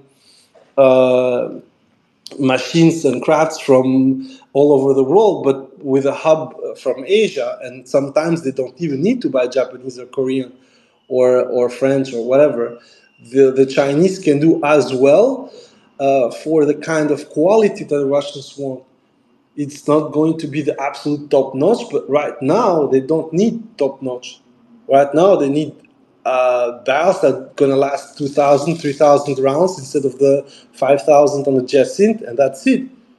On the other side, the Americans are doing just the same. They're giving 2,000, 2,500 EFC barrels to the Ukrainians with, according to Ukrainians themselves, a large rate of amortizations. The 777 had 20 to 40% amortization when they came. And this is one of the things that I keep saying. The biggest problem right now is I think nobody was ready for this war, not even the Russians themselves, the way it developed. But the West wasn't ready at all for this long term, and that's why everybody here should be a bit more patient for both sides. I mean, in the sense that the West cannot jumpstart armor production and barrel production. On top of it, it costs a eye-watering sum. I mean, we have the Italian deal with 30 million a fucking tank or armored vehicle. You're like, what the hell? And on the other side, the Russians did jumpstart from almost nothing, but as usual, the start is always rocky. And right now we are having this plateau when the Russians are in a good position. They're going to start stockpiling probably mid 2024 for artillery if the Ukrainians, of course, don't get more capabilities. But then after that, it's always the same problem. Where do you go? Because it's right now it's very fine what's going on. I see what they want to do. I see the Donbass pattern developing. But then what do you do after Donbass? And there, early part of the space, I think, gives a little bit of an answer. Point is to, once you have your Donbass, and once you are literally threatening the Ukrainians, either you go all in and you reach whenever you want to reach towards the Dnieper, either you sit on the table and say, listen, guys, we're going to fuck you up beyond your imagination if you don't yield now. And of course, if the results are there, so like Donbass is taken and you are already pouring towards Kharkov, then I think the Ukrainians are going to be willing to listen. I'm not saying they're going to stop it, but on that, I agree with Snake. The Russians should not stop. Russians, once the Donbass is solidified, they should go for an operation on Kharkov, purely on the fact that it would absolutely send shockwaves through the Ukrainian military. The risk with that operation is that to bring back the memories of 22, and also to betray a claim that was made by the Russians that it will not go beyond the given oblasts. Of course, now the difference is that whatever happens on the Ukrainian side, them being more or less patriotic, about half 1,000,000 people are not available for military service anyway in any kind of capability. So it still could work for the Russians. Yeah, sorry, it was a bit longer, but Thank you. we have Altrat. Please go on, man. Hello? Can you Yes, hear me? go on. Yeah. Okay. This isn't really a question, but more of something that came to mind when like Mr. Sneakertron said about striking striking foreign fighters that land in Ukraine as a as a uh, as a show of force, basically. Didn't like a big French regiment got struck recently in Kharkov? Yeah, they're really close to the border, though. That's the thing. I mean, right now they treat the Western Zone as basically just like the playground. I mean, they're just not touched. Okay. All right. So but then wouldn't, how should I say? Wouldn't it be more? Wouldn't they have more time to like respond if you go directly for all the way to the west? Because it seems like if you strike them immediately over at the east, it's easier to get them. Well, I mean, it's true, but as I'm saying, like they know where. I mean, already have a pretty good idea where the mercenaries are staying in the hotels in towns like in cities like Lvov and Kiev. And so far, those have not been priority targets. I mean, it's just like there's very little OPSEC about that. They probably have a very good idea, where lots of foreigners staying at certain hotels, and only the concern about collateral damage has been keeping Russia from actually going after them. So like only when they move towards the front of the greater concentration do they go after them. I think another one was the Crown Tourist Pizza Shop where they're having that dinner or whatever. That was another one. Yeah. But it's just like you probably will unfortunately end up with a higher chance of collateral damage if you go after the Hotel Lvov compared to one where they're just moving tons of fighters to the front at a staging ground. I see. One thing I do want to ask right now is that like, did you think like what the French president said during like recently has something to do with like a retaliation in the French mercenaries getting wiped out at Kharkov? I mean, possibly. I mean, there's always this need for certain leaders to look tough, and given that France was just like had this just handed to them without and they didn't really have a response at all. And furthermore, this also undermines the effort where when you have a whole bunch of mercenaries being wiped out, well, they kind of talk, the survivors talk, and future mercenaries will not be so willing to go over there, right? This is why I say like if you want to really deter this activity, you hit them as soon as they come in the country. You can't wait until they've just been situated, they've been there several months, and then they go to the front. There's not really that much of a deterrent. Because by then the Ukrainians they have their own ways. I mean the Ukrainians are actually kind of crafty. They have their own ways. I don't know if you heard Willie OAM give his interview to his Aussie friend, but basically the reason why he finally decided to sneak his way out of the country is because his CEO demanded that he do a direct deposit into his bank account or he shatter his legs. So yeah, so once you're there, they can confiscate your passport. They can fuck with you in many ways to get you to stay in the country.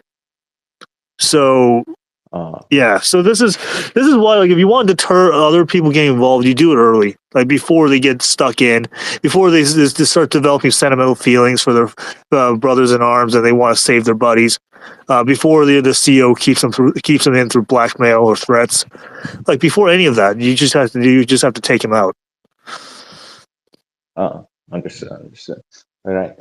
I think that would be my question for this round. Thank you, and thank you, Tree. It's a pleasure talking with you guys. No problem, man. You're welcome. Demographer, so Vasilek and then Z, guys. It's up to you guys.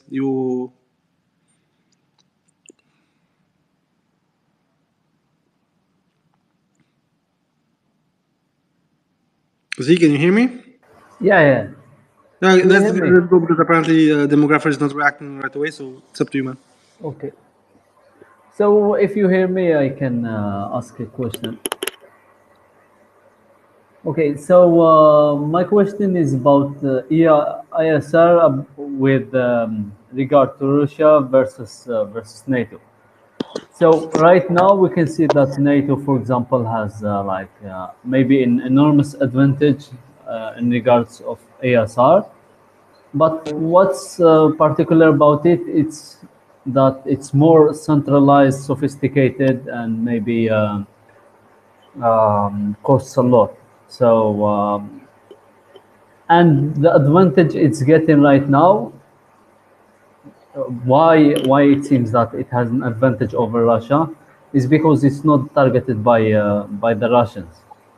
But in case of total war, what we are seeing is maybe ASR for Russia is adopting like totally different perspective, focused on maybe a team level.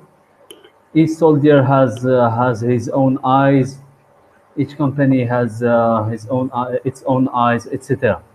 And in total war, these ASR capabilities of NATO, which are expensive, sophisticated, etc., will be gone like maybe in the first minutes of the war. But this is not true for Russia, for example. You cannot eliminate every Zala drone hovering over Ukraine, or when it goes war with NATO, over NATO, etc. So what do you think about this perspective? Can we say that it's something that Ukrainians said themselves when they were training within NATO. They say that the Western way of waging war was completely out of touch with the reality on the ground. Of course, there is a difference in, I'd say, perspective, because on one side, for the soldiers down on the ground, what is important, as you said, is organic and low-level ISR, be that small drones like DJI, Hotel, and so on, intermediate drones like the Baba Yagas, or top of the crop, let's say it like this, like Zala, Leleka, Shark, and so on. Then you have even more sophisticated drones like the Bayraktar. Of course, Bayraktar was singled out as a strike drone, but initially Bayraktar was supposed to be a theater ISR with the capability through the quote-unquote sensor fusions to be able to strike almost immediately. Of course, due to the size and due to some of the characteristics of the Bayraktar or the Orion, all these drones, they're going to be extremely more complicated to operate in the kind of conflict that we're seeing in Ukraine. Therefore, we saw it immediately. Both sides almost stopped using strike drones because, well, they were found out, let's say it like this. So on that aspect, I agree with you. You would need really the two extremes of these. These are going to be the most complicated to take out. First of all is going to be the persistent ISR, so satellites, SATCOMs and so on. Those are going to be complicated to take out in case of a war. Which is not going to be complicated to be taken out is intermediary, high level, I'd say, assets like E7, E3s, AWACS. The Russians proved themselves they can shut down AWACS, unfortunately. So that intermediary level, high value, as you said, extremely costly, that offer a lot of control on the battlefield as well. Those are probably going to be gone, probably on both sides. What is not going to be gone, and it's going to be more complicated, as you said, is the lower level intelligence system, and that indeed for now the Russians are have an upper hand when it is compared to the let's say Euro NATO forces and maybe also the USA. Now the problem with this aspect is that is a bit like, as I said, with mosquito logistics. It's true that you're going to have a better awareness for your team, but it's also very limited. So, for instance, you're going to have 30, 45 minutes battery for those. For the Zala, you're going to be standing higher, but on the same time, Zala, Orlan, Leleka, Furia, all these systems that are like on the crop top, I call them. So basically, they're going to be up to 5,000 meters with them, and they're going to be almost invisible most of the time. Those do not offer you the capacity to strike immediately without a extended suit. So therefore, they would require something different. Their role is different, and also their reach is different. I completely agree. Right now, if you have to take out those intermediary high value systems like E3, E7, joint rivets, all these very expensive and very, very useful system for NATO, or degrade them to a certain point, it's true that the awareness is going to suffer. However, when it comes to the higher levels, so basically satellites and stuff, then a completely different war would need to be waged towards them. And then the other bigger problem is that there is a private channel now when it comes to ISR and intelligence within NATO, which is Starlink. And that thing needs to be taken out if there is any kind of war quite fast. Why? Because the moment this happens, Starlink is going to be used 100% by NATO militaries. While Russia, whatever they try to do, they're going to be having access to it because Starlink is a US company, and of course, it's going to be under US jurisdiction pretty quickly, whatever Elon says about it. So this is the problem right now, is that in order to completely take out or at least degrade in any meaningful fashion the Western ISR, you will have to fight a war that would far, far, far outstrip the war that is being fought right now in Ukraine. The only way to actually not fight it or damage it or reduce it is to have, help. And that help might well come from China because they are going towards the same kind of system implementation. And once that is right there, but your war stays conventional, then it's going to be extremely complicated for the Europeans, at least, to be able to, get the Russians with their pants in their knees, like it happened in 2022. Sorry. So on that aspect, I agree with you that there is a perspective that on the lower level, the awareness right now on the Euro NATO and NATO generally is not that good. This was one of the complaints from the Ukrainian side. But the problem is that it is palliated by the strategic level, and the difference is that while Ukraine can have strategic level ISR but doesn't have the tools to actually do something with it, NATO will have the tools. Maybe NATO not as much as the US, but US of course is going to chime in when it comes to that, and they have the tools for that. Therefore, what's going to happen instead of having in my opinion, long or protracted conventional war, if push comes to shove, is going to be nuclear right off the bat in order for Russia to take out most of the conventional threats that are going to come to it. This, of course, is going to be followed by retaliation.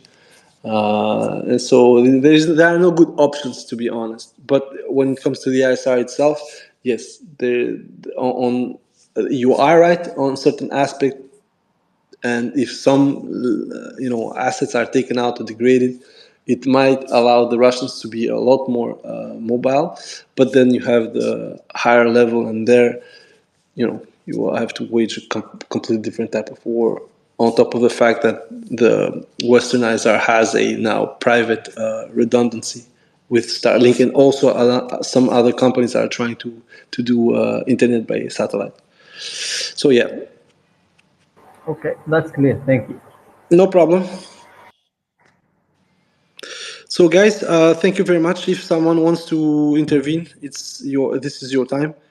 Thank you for everybody who was in the space. Thank you at Snake. Thank you at General. Thank you at Altrad. Thank you at Z. It's a pleasure having you guys. I would like to say we are going to see a very hot March from what I'm seeing. Hopefully, with enough stabs during the first 2 weeks to make Konstantinovka an untenable proposition for Konstantinovka, of course, next to Bakhmut, an untenable proposition for the Ukrainian armed forces. It would be the first step into them recognizing that for now the war is not winnable instead of lost, but at least they cannot win it. And therefore maybe try and either make the decisions that are required for them, which is try to establish a line at the border of the Donetsk Oblast, or start non-tactically to have some kind of negotiations. I would not call them peace talks, because we're way past that now. Peace will only come by the military victory of one of the two sides. How limited or expansive it would be, I don't know. But right now, peace will only come by one side planting a flag into the territory of the other. Negotiations may allow both sides to find some solace and respite, but it will only be tactical, therefore problematic. Thank you very much, guys. See you next time. Bye-bye.